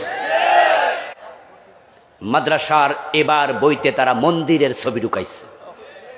মাদ্রাসার ক্লাস 6 বইতে তারা এবার LGBT সমকামিতা ঢুকাইছে শরীফার গল্পের নামে। গতবার মাদ্রাসার বইতে তারা ডারউইনের সেই বিবর্তনবাদ, মানুষ নাকি বানর ছিল, এই কুফরি মতবাদ ঢুকাইছে। তারা মাদ্রাসার সিলেবাসের বইতে ঢুকিয়েছে ধর্ম যার যার উৎসব, সবার এই স্লোগান কুফরি কুফরি কুফরি স্লোগান। এই দেশটাকে তারা শেষ করে দিতে চেয়েছিল। আলহামদুলিল্লাহ, দিন কার? বলেন না কার? ইউরিদুনা লিইউতফিউ নূরাল্লাহি ওয়াল্লাহু বিআফওয়াহিহিম ওয়াল্লাহু মুতিম্মু নূরিহি। সুবহানাল্লাহ পড়েন। আল্লাহ তাআলা সূরা সাফে বলেন, তারা চায় আল্লাহর নূরকে ফু দিয়ে নিভিয়ে দিতে, কিন্তু আল্লাহর সিদ্ধান্ত হলো আল্লাহর নূর, আল্লাহর ইসলাম আল্লাহ নিভতে দেবেন না। বাংলাদেশের ইসলাম নিয়ে আমি দারুণ আশাবাদী, খুব আশাবাদী। এই কারণে আমি দেখেছি অতীত ইতিহাস পর্যালোচনা করে, চলমান বিশ্বের অনেক দেশকে পর্যালোচনা করে, যে আমাদের দেশের প্রতি আল্লাহর রহমত অন্য জায়গার চেয়েও বেশি। আপনি অবাক হবেন, ফিলিস্তিনের দিকে তাকান। দ্বিতীয় বিশ্বযুদ্ধের পর থেকে আজ পর্যন্ত প্রায় 100 বছর ওরা রক্ত দিয়ে যাচ্ছে, দিয়ে যাচ্ছে, দিয়ে যাচ্ছে, আসমানি সাহায্য এখনো আসে নাই। গত 4-5 মাসে ফিলিস্তিনে ইতোমধ্যে 1.5 লক্ষের কম বা বেশি মুসলমান শহীদ হয়েছে। পুরা গাজা উপত্যকা এখন শ্মশান, মহা শ্মশান, বড় কবরস্থান। শুরু হয়েছিল দ্বিতীয় বিশ্বযুদ্ধের পর থেকে। তাকান কাশ্মীরের দিকে, দেশ বিভক্ত হলো 1947-এর পর থেকে কাশ্মীরের মুসলমান রক্ত দিচ্ছে দিচ্ছে দিচ্ছে, এখন পর্যন্ত দিয়েই যাচ্ছে, বিজয় আসেনি, আল্লাহর সাহায্য এখনো পায়নি। তাকান মিশরের দিকে, ইখওয়ানুল মুসলিমিন, সেই জামাল নাসের, হোসনে মুবারক থেকে শুরু করে আজকের জামাল সিসি পর্যন্ত, তারাও প্রায় 4-5 যুগ, 60 বছরের কাছাকাছি রক্ত দিচ্ছে দিচ্ছে দিচ্ছে দিচ্ছে, সাহায্য এখনো আসেনি। মাত্র 15 বছরে 11 জন নেতার ফাঁসি হলো, হেফাজতে কয়েকশো মারা গেল, সময় গেল 15 বছর, আল্লাহ আবাবিল পাঠাইয়া মাটিতে নামাইয়া দিলেন, আর জালেম সরকার পালিয়ে যেতে বাধ্য হয়েছে।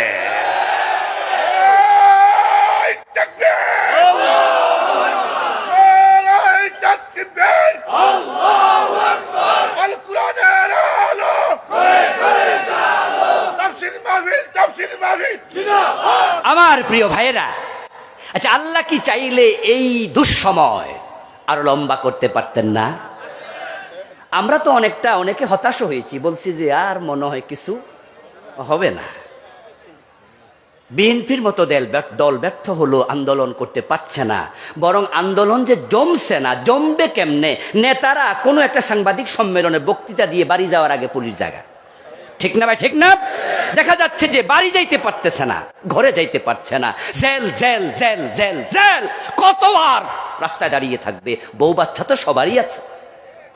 জামাত ইসলামের মতো একটি শক্তিশালী ইসলামী দল, তাদের কত নেতা, হাজার হাজার মামলা তাদের বিরুদ্ধে, হচ্ছে না। এক পর্যায়ে তো তার আন্দোলন করতে গিয়ে লজ্জা পেয়ে বলতো যে আন্দোলন হবে তবে ঈদের পরে, কিন্তু কোন ঈদ এটা বলতো না। বাস্তবতা তাই ছিল, পারছিল না। এই যে অবস্থা হয়েছে, এবং তাদের কনফিডেন্ট লেভেলটা কোথায় গিয়েছে। তাদের বড় নেতা বলল কিসের আন্দোলন, এই বছর না সে বছর, মানুষ বাঁচে কয় বছর। তারা ঘোষণা করলো ভিশন 2041। তারা ঘোষণা করলো 41। আপনি কি ভাবতে পারেন, 3 নির্বাচন গেল, 15 বছর গেল, বলছে 41, মানে 2025 থেকে 41, আবার 15 বছর। তারা ভাবছে আমরা সর্বনাশ সরাতে পারবা না। আমার আসমানের মালিক আল্লাহ বলে না, বাংলাদেশের স্পেশাল জায়গা, শাহজালালের জায়গা, শাহ মাখদুমের জায়গা, খানজাহান আলীর জায়গা, ফুরপুরার পীর সাহেবদের জায়গা, জনপুরের পীর সাহেবদের জায়গা, পীর ও ওলামা বুজুর্গের জায়গা, আল্লামা সাইদির 13 বছর জেলখানার জায়গা। এই জালেমকে রাখা যাবে না। পালা পালা পালা, 300 জন একসাথে পালিয়ে গেল।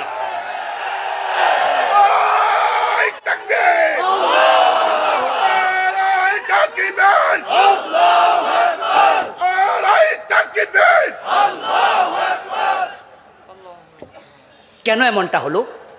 স্পেশাল সাহায্য বাংলাদেশে কেন আসলো? আমি কেন আশাবাদী? এবার আমার একটু বিশ্লেষণ শুনুন, সেটা আপনার সাথে মিলতে পারে, নাও মিলতে পারে। আমার বিশ্লেষণটা হলো, যার কেউ নাই তার থাকে কে? তাহলে বিশ্লেষণ এটা তো মিলছে নাকি? যার কেউ নাই তার থাকে কে? আল্লাহ। আমার প্রিয় ভাই, ফিলিস্তিনের দিকে তাকান।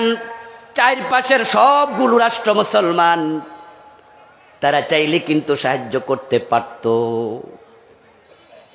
সৌদি আরব চাইলে ফিলিস্তিনে সাহায্য করতে পারে, দুবাই পারে, কাতার পারে, ইয়ামান পারে, সিরিয়া পারে, বাহরাইন পারে, কুয়েত পারে, কিন্তু মানুষগুলো মুসলমানের চিৎকার শুনেও তারা সাহায্য করতে আগায় না। আমার আল্লাহ কয়, তোরা যদি না আগাস আমিও আগাবো না। তাকায়া দেখেন এবার কাশ্মীরের দিকে। কাশ্মীরের পাশে তো জম্মু কাশ্মীর, আর জম্মু কাশ্মীর তো হলো পাকিস্তানের অংশ নাকি? তো পাকিস্তানের তো পরমাণু বোমাও আছে। কাশ্মীরকে সাহায্য করার জন্য মুসলিম রাষ্ট্র পাকিস্তান পাশে আছে। এবার তাকিয়ে দেখুন আপনি মিশরের দিকে। মিশরের চারপাশে মুসলমান রাষ্ট্র আছে না নাই? কিন্তু আমাদের চারপাশে আল্লাহ ছাড়ার কেউ নাই। আমাদের 3 দিকে ইন্ডিয়া স্থলভূমি, একদিকে আছে মায়ানমারের সামান্য অংশ, এবং ওই মায়ানমার জালেম গুলা সেখানের মুসলমানকেই তো জবাই করে। আমরা রে পাইলে তো কচু কাটা করবে, ঠিক কিনা? আর আরেক দিকে ভারত মহাসাগর, এটাও তো ইন্ডিয়ার অংশ। তা আমাদের তো আল্লাহ ছাড়া কেউ নাই। এজন্য আল্লাহ তাআলা কয়, যা 15 বছরের বেশি না, এই 15-16 বছর ধৈর্য ধর, সাহায্য আসতেছে। এমন সাহায্য আসলো, এই 53 বছরের ইতিহাস পাল্টে গেছে, পাল্টে গেছে, পাল্টে গেছে। এই দেশের যারা একচ্ছত্র ক্ষমতার মালিক হয়ে গিয়েছিল, তাদের একজন নেতাকে জাতির বাবা বলতে আমাদেরও বাধ্য করেছিল, ছবি মাথার উপর টানাতে বাধ্য করেছিল, কোটি কোটি টাকা খরচ করে বড় বড় মূর্তি বানাইছে। পরিবর্তন এমন হলো, গলায় রশি লাগায় টেনে মাটি ফেলা হয়েছে। ওই ভাস্কর্য নামের মূর্তির মাথায় উঠে মানুষ প্রস্রাব করে দিয়েছে।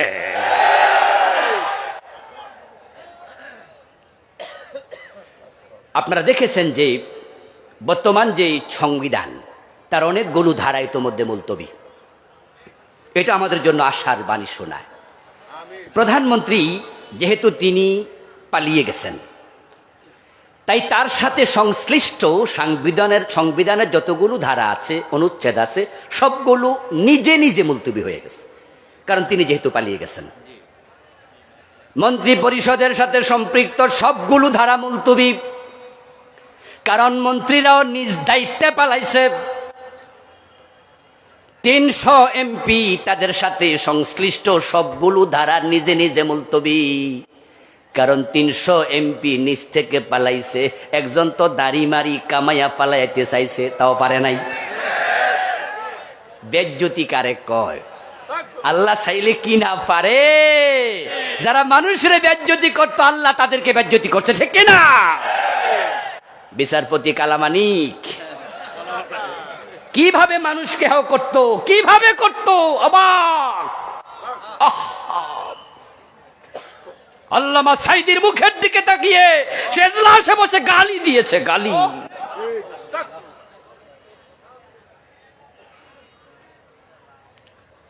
ও প্রিয় ভাইয়েরা, দেখুন আপনারা লক্ষ্য করে 300 এমপি যখন পালালো, তাদের সাথে সংশ্লিষ্ট ধারাগুলো হলো মুলতবি। এজন্য কথা উঠছে, সংবিধানের যেহেতু অধিকাংশ ধারা এখন অচল হয়ে গেল, মুলতবি হয়ে গেল, এবং এই সংবিধান বাংলাদেশকে সমৃদ্ধি দিতে, নিরাপত্তা দিতে ব্যর্থতার পরিচয় দিয়েছে। তাই গুণীরা বলতেছে সংবিধান এটাকে আর চালু রাখা দরকার নাই, এটা সংস্কার করো। কেউ কেউ বলছে না, বরং নতুন করে লেখো। ইতোমধ্যে সরকার কমিটির আহ্বান করছে, বিভিন্ন গুণীজনদের সাথে সংলাপ শুরু করেছে। সংবিধান কি সংস্কার হবে, না সংবিধান নতুন করে রিরাইট হবে, নতুন লিখা হবে? আমরা বলতে চাই সংস্কার টস্কার আর দরকার নাই। 18 বার তো সংস্কার হয়েছে, কোনো কাম তো দেয় নাই। এই সংবিধান ফেলে দাও, বরং আল্লাহর কোরআনকে সংবিধান বানাও। কোরআনকে সংবিধান বানানো দরকার আছে না নাই? দিন কায়েম তখনই হবে কোরআন যখন সংবিধান হবে।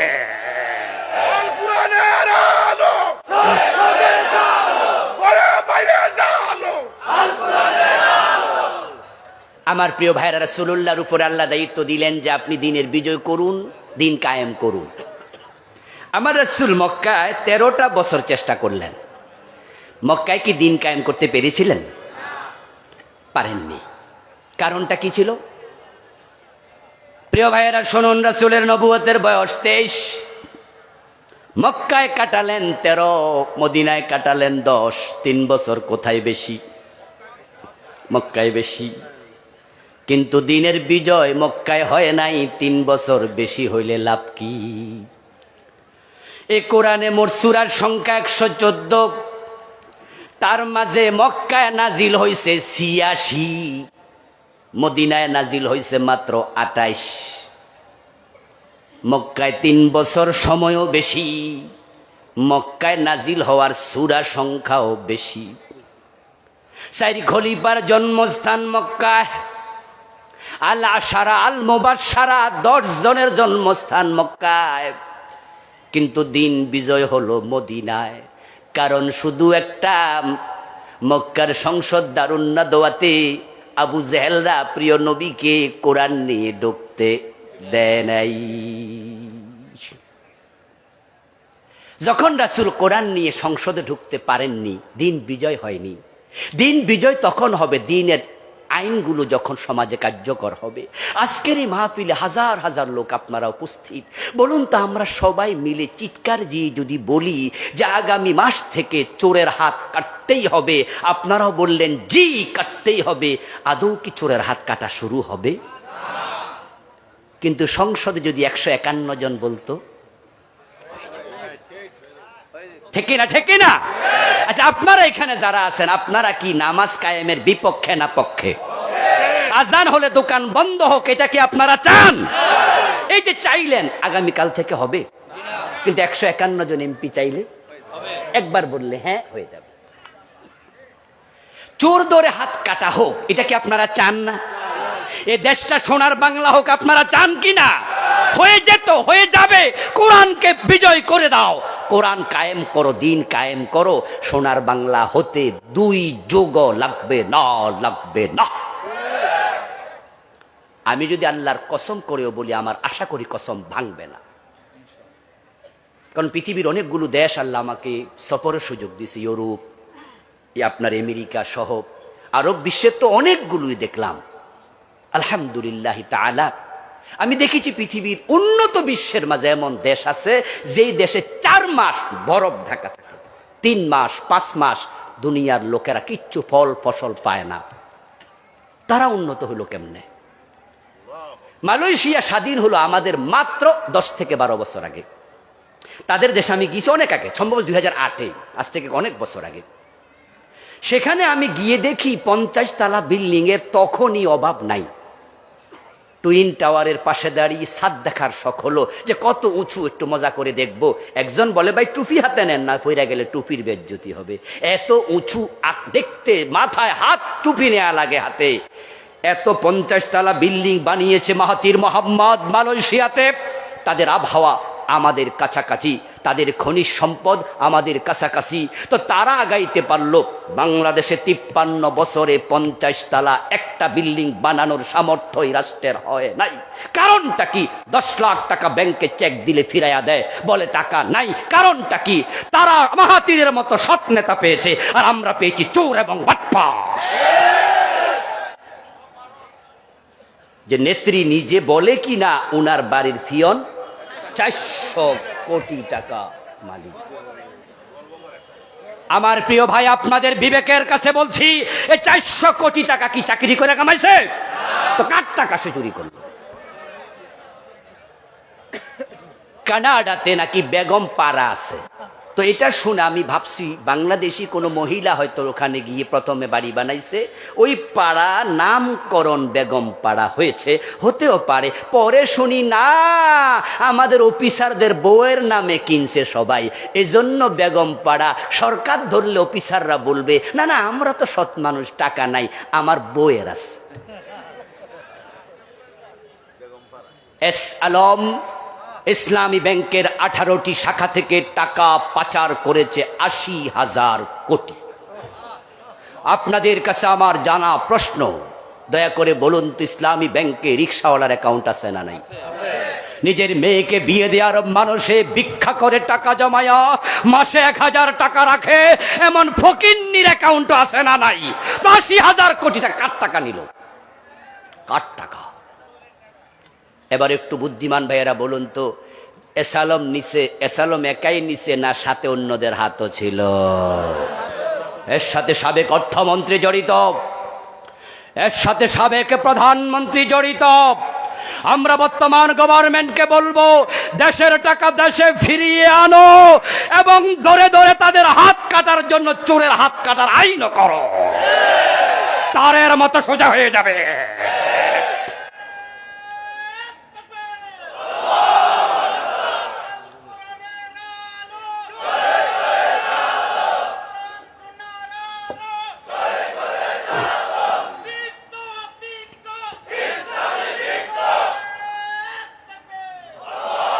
আচ্ছা, সোর ধরে হাত কাটতে হবে, এই কথা শুনে আপনারা কি কেউ বেজার হয়েছেন?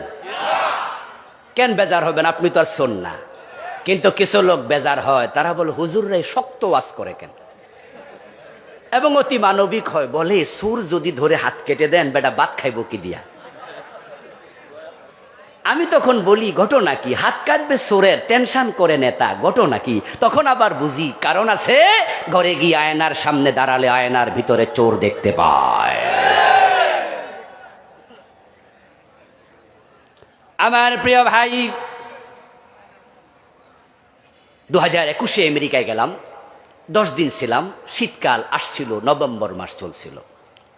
আমার নাকের শ্লেষা জমে গেল, টান দিছি, রক্ত বের হয়।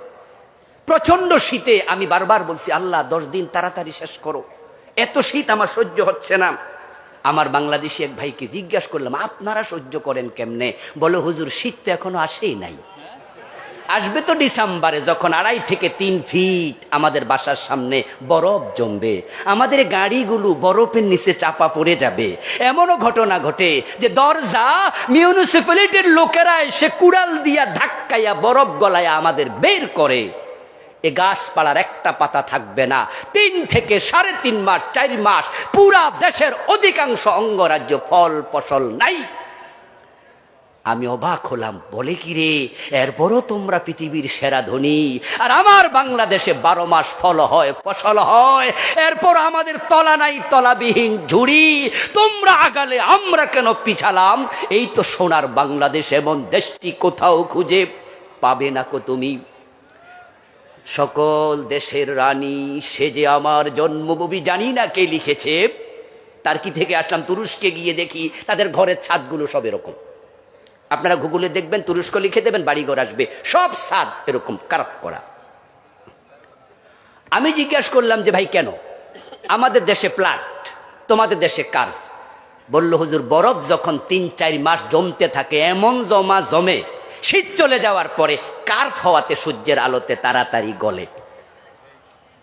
বললাম ওই ৩.৫ মাস কি খাও? বলে কি যে বলেন, খাবারের কি অভাব আছে?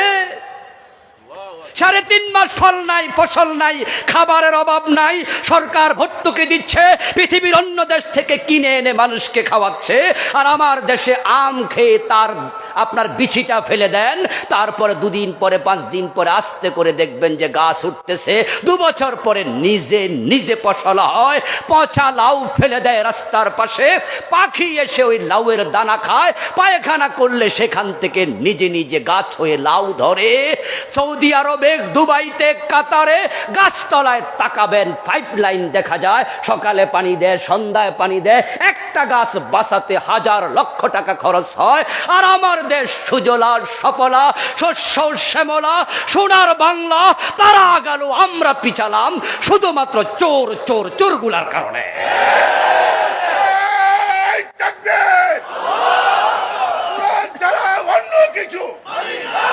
আমার প্রিয় ভাইয়েরা, কোরআনের আইন দরকার আছে না নাই? চুরি থামায়া দেন, দেশ আগাবেই, দেশ আগাবেই। আপনি কি ভাবতে পারেন ঢাকা চট্টগ্রাম রোডে যাবেন, একটু দাঁড়ায় দাঁড়ায় হিসাব করবেন যে 1 মিনিটে মোট কতটা গাড়ি আসে আর যায়।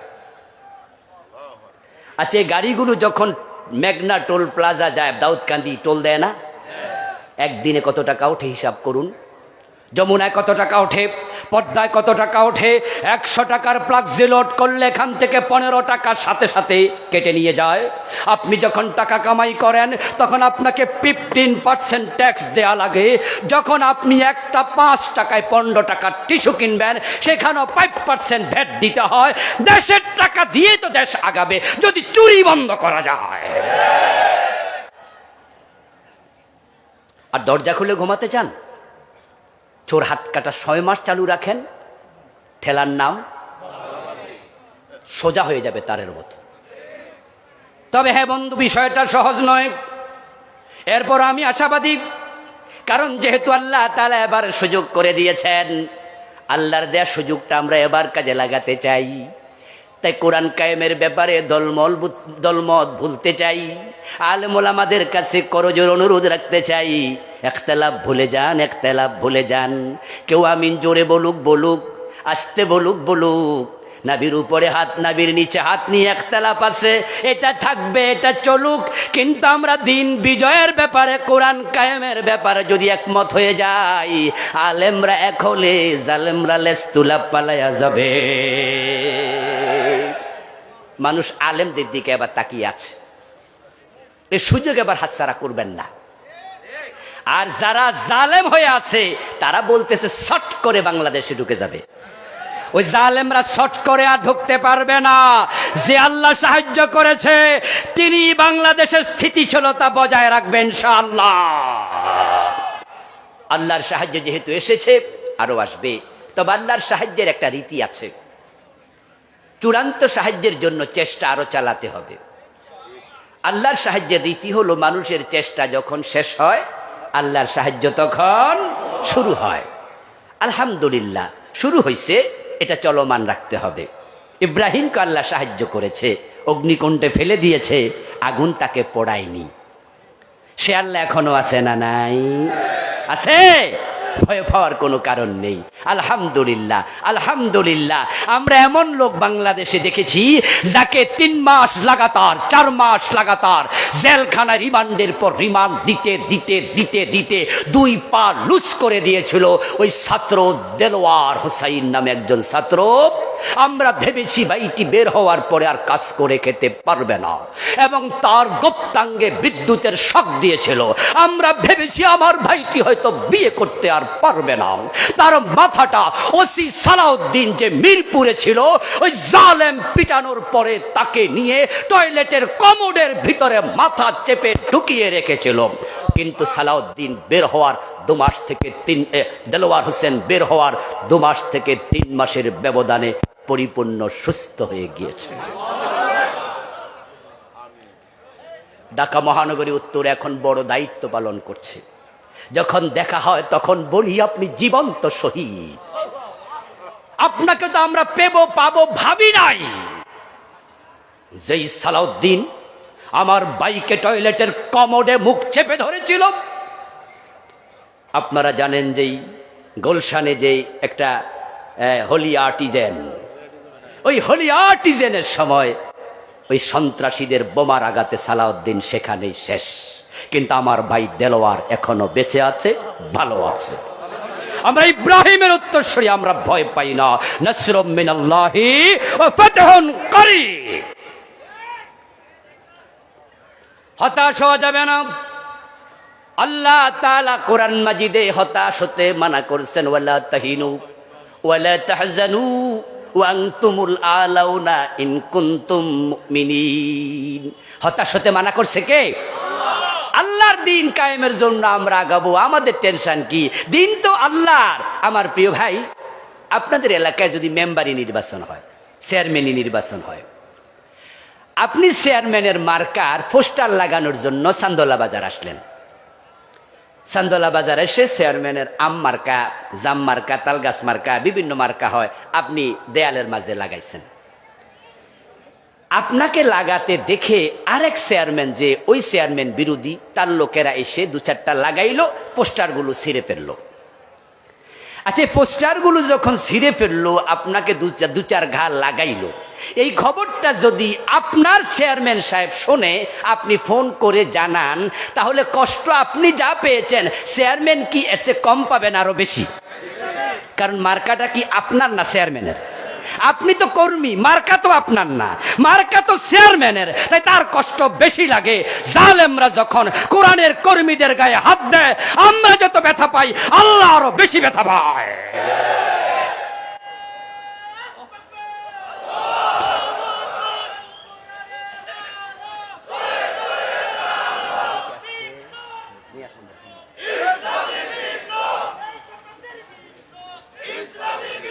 আমার প্রিয় ভাইয়েরা, আপনারা কেউ কেউ বলতে পারেন যে হুজুর, তাহলে আল্লাহ যদি ব্যথা পায় তাহলে আল্লাহ ধরে না কেন? আমরা বলি ধরে না কইল কেডা, তবে ধরতে সময় দেয়, কারণ আল্লাহর ধৈর্য আমাদের সে কম না বেশি। আল্লাহ তাআলা কোরআনে বলছেন, উমলি লাহুম ইন্না কাইদি মাতিন। আল্লাহ তাআলা বলেন, আমি তাদেরকে রশিতে ঢিল দেই।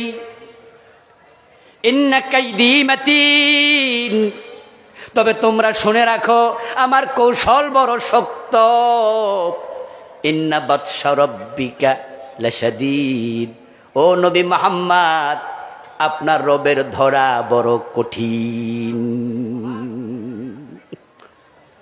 আরে ভাই, হযরত মূসা আলাইহিস সালাম যখন ফেরাউনের কাছে দাওয়াত দিলেন, সর্বপ্রথম ফেরাউন যে প্রতিক্রিয়া ব্যক্ত করেছিল সেটা আল্লাহ তাআলা কোরআন মাজিদে বলেন। ফেরাউন বলেছিল, মা আলিমতু লাকুম মিন ইলাহিন গায়রি আনা রাব্বুকুমুল আলা। এই আয়াতটা অনেকেই জানেন, কিন্তু এখন যেটা বললাম এটা আলেমরা জানে, নন আলেমরা অনেকে হয়তো জানেন না।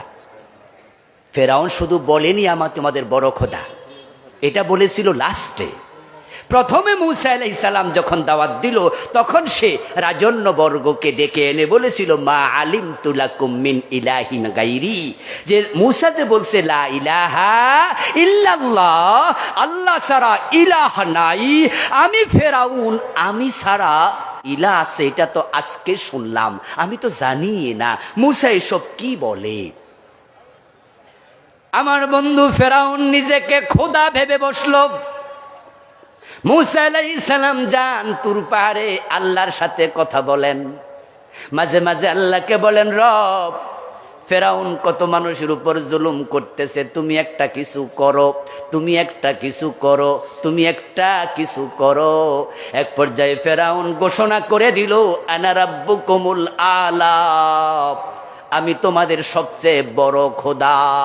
এবার হযরত মূসা বলে, আল্লাহ সে তো এবার তোমার চেয়ারে বসতে চায়, সে কহে তোমার জায়গা। আল্লাহ কিছু একটা করো। আল্লাহ বলে ঠিক আছে, তাহলে আমি আমার সিদ্ধান্ত এবার বাস্তবায়ন করব। তুমি তোমার বনি ইসরায়েলের লোকদেরকে সাথে নিয়ে চলে যাও। কোথায় যাবে? ফিলিস্তিনে। মূসা আলাইহিস সালাম ঘোষণা করে দিলেন, বনি ইসরায়েলের লোকেরা রাতের বেলায় সবাই মিলে রওনা দিল। আল্লাহ তাআলা বলেন, আসরি বিইবাদি ওয়া মূসা আসরি বিইবাদি লাইলান, তুমি রাতের বেলায় আমার বান্দাদেরকে নিয়ে ফিলিস্তিন চলে যাও, মিশর পরিত্যাগ করো। মূসা আলাইহিস সালাম চলে গেলেন। দিনের আলো এসে গেল। হাঁটতে হাঁটতে হাঁটতে হাঁটতে সামনে বাহারে আহমার, লোহিত সাগর। নীলনদ নয় কিন্তু, বাংলাদেশের বইগুলোতে নীলনদ বলে, এটা সঠিক তথ্য নয়। নীলনদ হলো মিশরের ভিতরে। আমিও গিয়েছিলাম নীলনদের পাড়ে। আমি দেখেছি নীলনদের এপার থেকে ঢিল মারলে ওপারে যাবে। যদি শোয়েব আক্তারের মতো লোক হয়, খুব জোরে মারতে পারে। হতে পারে আপনাদের এই মাঠের একবারে লাস্ট পয়েন্টের আরেকটু বেশি। নীলনদ হলো একটা বড় খালের মতো। এটা পৃথিবীর 12টা রাষ্ট্রকে পরিবেষ্টন করেছে। দৈর্ঘ্যের পৃথিবীর সেরা নদী, কিন্তু প্রস্থে এটা বড় নয়। এটা কায়রোর ভিতর দিয়ে গিয়েছে। এটা সাঁতরে পার হওয়া, এটা আমার জন্য কোনো ব্যাপার নয়। ফেরাউন ডুববে কেন এখানে? ঘটনাটা এখানে ঘটেনি। এটা বাংলাদেশের লেখকরা ভুল করেছে। ঘটনা ঘটেছে সেটা হচ্ছে লোহিত সাগর, যার পরে হলো ফিলিস্তিন তিহপান্তর। ওই পারে তুরে সাইনা, আমি ওই পাশেও গিয়েছিলাম। কায়রো থেকে 3.5 থেকে 400 মাইল দূরে সেটা। ওখানে গিয়ে মূসা আলাইহিস সালাম দেখেন সামনে বিশাল সমুদ্র। উনার এবার উম্মতেরা বলছে, মূসা দিন হয়ে গেল, ইন্না লামুদ্রাকুন। পিছনে তাকায়া দেখে আকাশ পর্যন্ত ধুলিবাড়ি উঠতেছে। তারা বুঝে ফেলছে আমরা যে পলায় আসছি, ফেরাউন টের পাইয়া গেছে। নিশ্চয় সে সৈন্য লইয়া আমাদেরকে ধরার জন্য আসতেছে। এখন সামনে হলো সাগর, পিছনে হলো ফেরাউন। যদি সাগরে ঝাঁপ দেই তাহলে সবাই ডুবে মরে যাব, কারণ সাগরে তো আর সাঁতার কেটে ওই পারে যাওয়া যাবে না। সাগরে তো সাঁতার কেটে যাওয়া যায় না। আর দাঁড়াইয়া থাকলে বেটা দইরা নিয়া সবাই রে শুলে চড়াবে, জবে করবে। তাই তারা বলে, ইন্না লামুদ্রাকুন, আমরা বুঝি ধরা পড়েই গেলাম। শব্দ খুব শক্ত, ইন্না। পরে আবার লামে তাকিদ, ইন্না লামুদ্রাকুন। ধরা খাইয়া গেছি, মানে ধরা খাওয়ার মাঝে কোনো সন্দেহ আর নাই। এ হলো উম্মতের বক্তব্য। মূসা আলাইহিস সালামও দেখেন সামনে লোহিত সাগরের অথই জলরাশি, পিছনে ফেরাউনের সৈন্যদের ঘোড়ার পায়ের ধুলির উৎক্ষিপ্ততা। মূসা নবীও দেখতেছে, কিন্তু তিনি নির্বিকার নিশ্চিন্ত মনে জবাব দিলেন, কাল্লা ইন্না মাইয়া রব্বি সায়াহদিন। তোমরা যা বলছো সেটা নয়, অসম্ভব। আমার আল্লাহ আমার সাথে আছে। তাওয়াক্কুল বাড়াতে হবে, বিপদ দেখে হতাশ হবেন না। মূসা জবাব দেয়, ইন্না মাইয়া রব্বি, আমার সাথে আমার আল্লাহ আছে। আবু বকর সিদ্দিকও একটু ভয় পাইছিলেন ওই গুহার ভিতরে। বললেন যে তারা তো এসে গেছে। রাসূল বলে, লা তাহজান ইন্নাল্লাহা, টেনশন করুন, আমাদের সাথে কে আছে? কথার মাঝে একটু পার্থক্য আছে। তো পার্থক্যটা হলো, নবী মূসা বলেছে আমার সাথে আমার রব আছে, রাসূল কয় আমাদের সাথে আছে। সুবহানাল্লাহ পড়েন, ইন্নাল্লাহা মা'ানা। আর মূসা কইছে মাই, ইন্না মাইয়া রব্বি, আমার রব আমার সাথে। কারণ বনি ইসরাইলের লোকেরা একটু বেশি তেরা ছিল, তো নবীরে জ্বালাইছে। কিন্তু নবী মুহাম্মদের উম্মত, নবী মুহাম্মদকে সামান্য জ্বালাতন নবীর জন্য জান দিছে। হযরত মূসা আলাইহিস সালাম বলল, অসম্ভব, আমার রব আমার সাথে আছে। আরশের মালিক মূসার কলবের দিকে তাকায়া কয়, মূসা, আমার উপর তোমার এত ভরসা যখন আছে, তাহলে আর দেরি নয়, ওয়াদরিব বিআসাকাল বাহার, তোমার হাতে যে লাঠি আছে, লাঠিটা সমুদ্রে একটা আঘাত করো। হযরত মূসা লাঠি দিয়া সমুদ্রের মাঝে আঘাত করতে দেরি, 12টা রাস্তা হতে দেরি হয় নাই। সাথে সাথে 12টা রাস্তা কে বানালেন? মাশাআল্লাহ, জোরে বলেন, কে বানালেন? সে আল্লাহ এখনো আছে না নাই? সরকিতে তুলে হযরত ইব্রাহিমকে রশি দিয়ে বেঁধে নিচে সরকি টানতেছে, যখন ইব্রাহিম তাকায়া দেখে সরকি টানা লোকদের মাঝে আজর আছে। আজর উনার বাবা। বাবাকে দেখে নবী ইব্রাহিম খুব কষ্ট পাইছিলেন, খুব কষ্ট পাইছিলেন। আরে আমার আগুনে ফেলানোর জন্য নমরুদ কাজ করে, তার লোকেরা কাজ করে, আমার বাবাও বুঝি রশি টানে। তখন তিনি ভাবলেন যে তাহলে আমি নিচের দিকে আর সামুই না, এখন তাকানো দরকার কোন দিকে? আরে জোরে বলেন না, কোন দিকে? আমরা কিন্তু উপরের দিকে তাকাতে ভুলি, তাই অন্যায় করি। চোর চুরি করার সময় ডানে তাকায়, বামে তাকায়, কেউ দেখলো নি, সামনে চায়, পিছনে চায়, কিন্তু উপরের দিকে চাইতে ভুলে যায়। ডানে বামে তাকায়া যখন দেখে কেউ নাই, কেউ দেখে না, চোর চুরি করে, যদি আসমানের দিকে তাকাইতো সে বুঝতো আমার আল্লাহ তো দেখে, চুরি করব কেমনে? ইব্রাহিম আলাইহিস সালাম বলে জমিনের দিকে আর তাকাবই না। আমার বাবা আজর পর্যন্ত রশি টানতেছে, যখন সরকি ঘুরতে থাকবে তখন তারা রশিতে ঢিল মারবে, আর ইব্রাহিম অগ্নিকুণ্ডের মাঝখানে পড়ে যাবে। তখন তিনি এবার জমিন থেকে মুখ ফিরাইয়া আসমানের দিকে মুখ তুলে বলে, ইয়া রব্বি ইন্নাকা ফিস সামাই ওয়াহিদুন ওয়া আনা ফিল আরদি ওয়াহিদুন আ'বুদুক। সুবহানাল্লাহ পড়েন। তাফসীর ইবনে কাসির প্রণেতা লেখে, ইব্রাহিম নবী আসমানের দিকে তাকিয়ে বলে, আল্লাহ আকাশ চালাও তুমি একা, মালাকুত জাবারুত সবকিছু তুমি একা চালাও, জমিনে তাকায়া দেখো তোমার গোলাম ইব্রাহিমও একা, আমার বাবাটাও আমার সাথে নাই।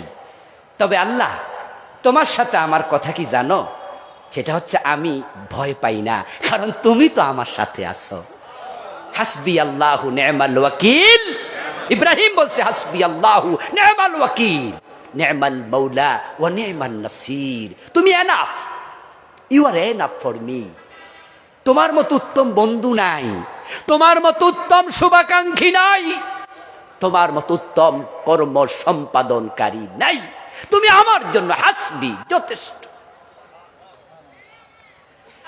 ইব্রাহিম আলাইহিস সালাম আল্লাহকে যখন এই কথাটা শোনালেন, ওই টাইমে সরকি রশি তারা ছেড়ে দিল। তাফসীর ইবনে কাসির প্রণেতা বলেন, কানা ফিল হাওয়া ফাআরাদা লাহু জিবরিলু ফাকালা ইয়া ইব্রাহিমু আলাকা হাজাতুন ক্বালা আম্মা মিনকা ফালা ওয়া আম্মা মিনাল্লাহি ফাবালা। ইব্রাহিম তখন শূন্যে, উপরে হলো সরকি, নিচে হলো আগুন, ধাউ ধাউ করে জ্বলছে। এই অবস্থায় জিবরিল আমিন এসে বলে, ইব্রাহিম আমি জিবরিল, আলাকা হাজাতুন, আপনার কোনো জরুরত আছে, প্রয়োজন আছে? ইব্রাহিম জানে জিবরিলের 600 পাকাস, যদি বলে পাখা নাড়া দেন এক মুহূর্তে আগুন নিভে যাবে। ইব্রাহিম নবী বলে, জিবরিল নো থ্যাঙ্কস, আপনার কাছে আমার কোনো প্রয়োজন নাই, আম্মা মিনকা ফালা ওয়া আম্মা মিনাল্লাহি ফাবালা, আমার আল্লাহর সাহায্য আমার জন্য যথেষ্ট। আপনি যান, নো থ্যাঙ্কস, আপনার সাহায্য লাগবে না। ফাজআলা খাজিনুল মাতার ইয়াকুলু মাতা উমারু বিল মাতার ফামতিরহু। বৃষ্টির দায়িত্ব নিয়োজিত ফেরেশতা মিকাইল চিৎকার দিতে শুরু করলো। মিকাইল বলতেছে, আল্লাহ তোমার বন্ধু ইব্রাহিম আগুনে পড়ে, আমার দায়িত্বে তো পানি আছে, আমি তো বৃষ্টির দায়িত্বে নিয়োজিত ফেরেশতা, আমি চাইলে তো পানি দিয়ে আগুন নিবাইয়া দিতে পারতাম, কিন্তু তোমার অনুমতি ছাড়া তো আমি বৃষ্টি নাজিল করতে পারি না, তুমি আমার একটু অনুমতি দাও। সুবহানাল্লাহ পড়বেন না ভাইয়েরা? মিকাইল আল্লাহর কাছে অনুমতি চায়। আল্লাহ বলে, মিকাইল লাগবে না, আমার ইব্রাহিম যেহেতু আমার উপর ভরসা করে তার জন্য আমি যথেষ্ট। ওয়া মান ইয়াতাওয়াক্কাল আলাল্লাহি ফাহুয়া হাসবুহ। ইব্রাহিমকে পোড়ানোর জন্য যেই আগুন রেডি দাউ দাউ করে জ্বলছে, আমার রব বলে কুল্লাব। এবার আমি বললাম ইয়া নারু, ও আগুন, কুনি বারদা, তোমার কাছে আমার ইব্রাহিম আসতেছে, চেঞ্জ ইউর ক্যারেক্টার, তোমার চরিত্র পরিবর্তন করো। তুমি তো জ্বালাও পোড়াও, তুমি বড় গরম, কিন্তু আমি তোমার রব বলছি তুমি আজকে ঠান্ডা হয়ে যাও।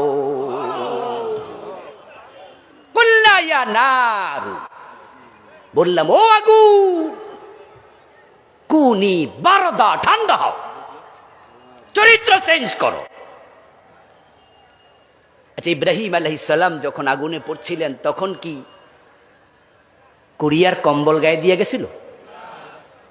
আমাদের মতো একটু মোটা কাপড় কোট মোট গায়ে দিয়ে গেছে?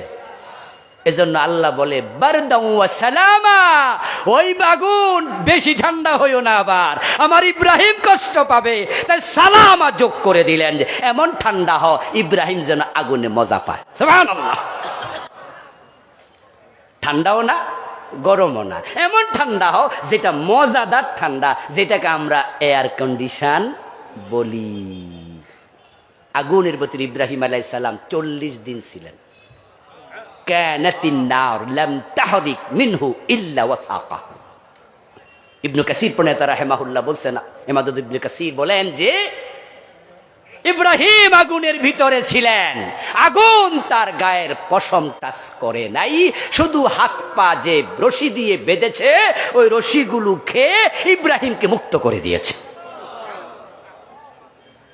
ইব্রাহিম আলাইহিস সালাম 250 বছর হায়াত পেয়েছিলেন, 175 বছরের লম্বা হায়াত।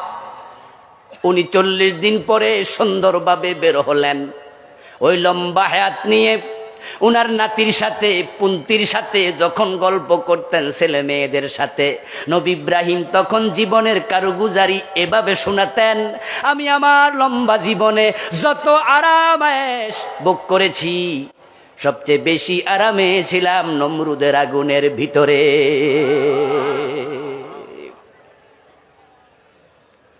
সে আল্লাহ এখনো আছে কিনা?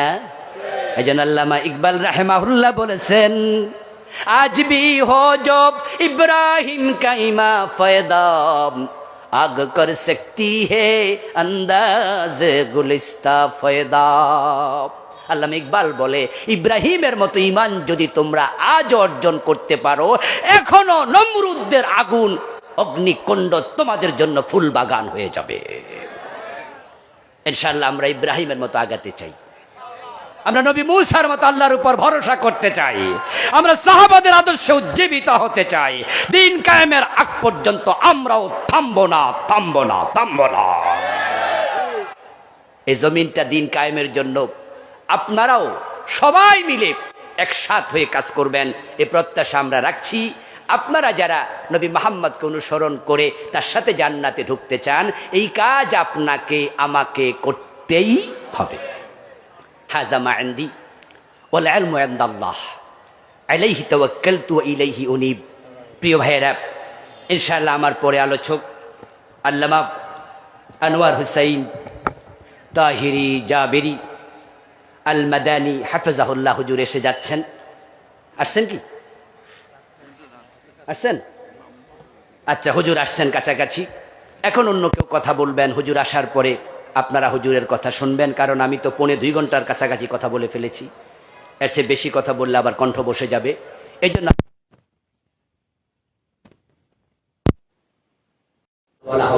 আমাদেরকে হক কথাগুলো আমল করার তৌফিক দিন, বলি আমিন। হাযা মা ইনদি ওয়াল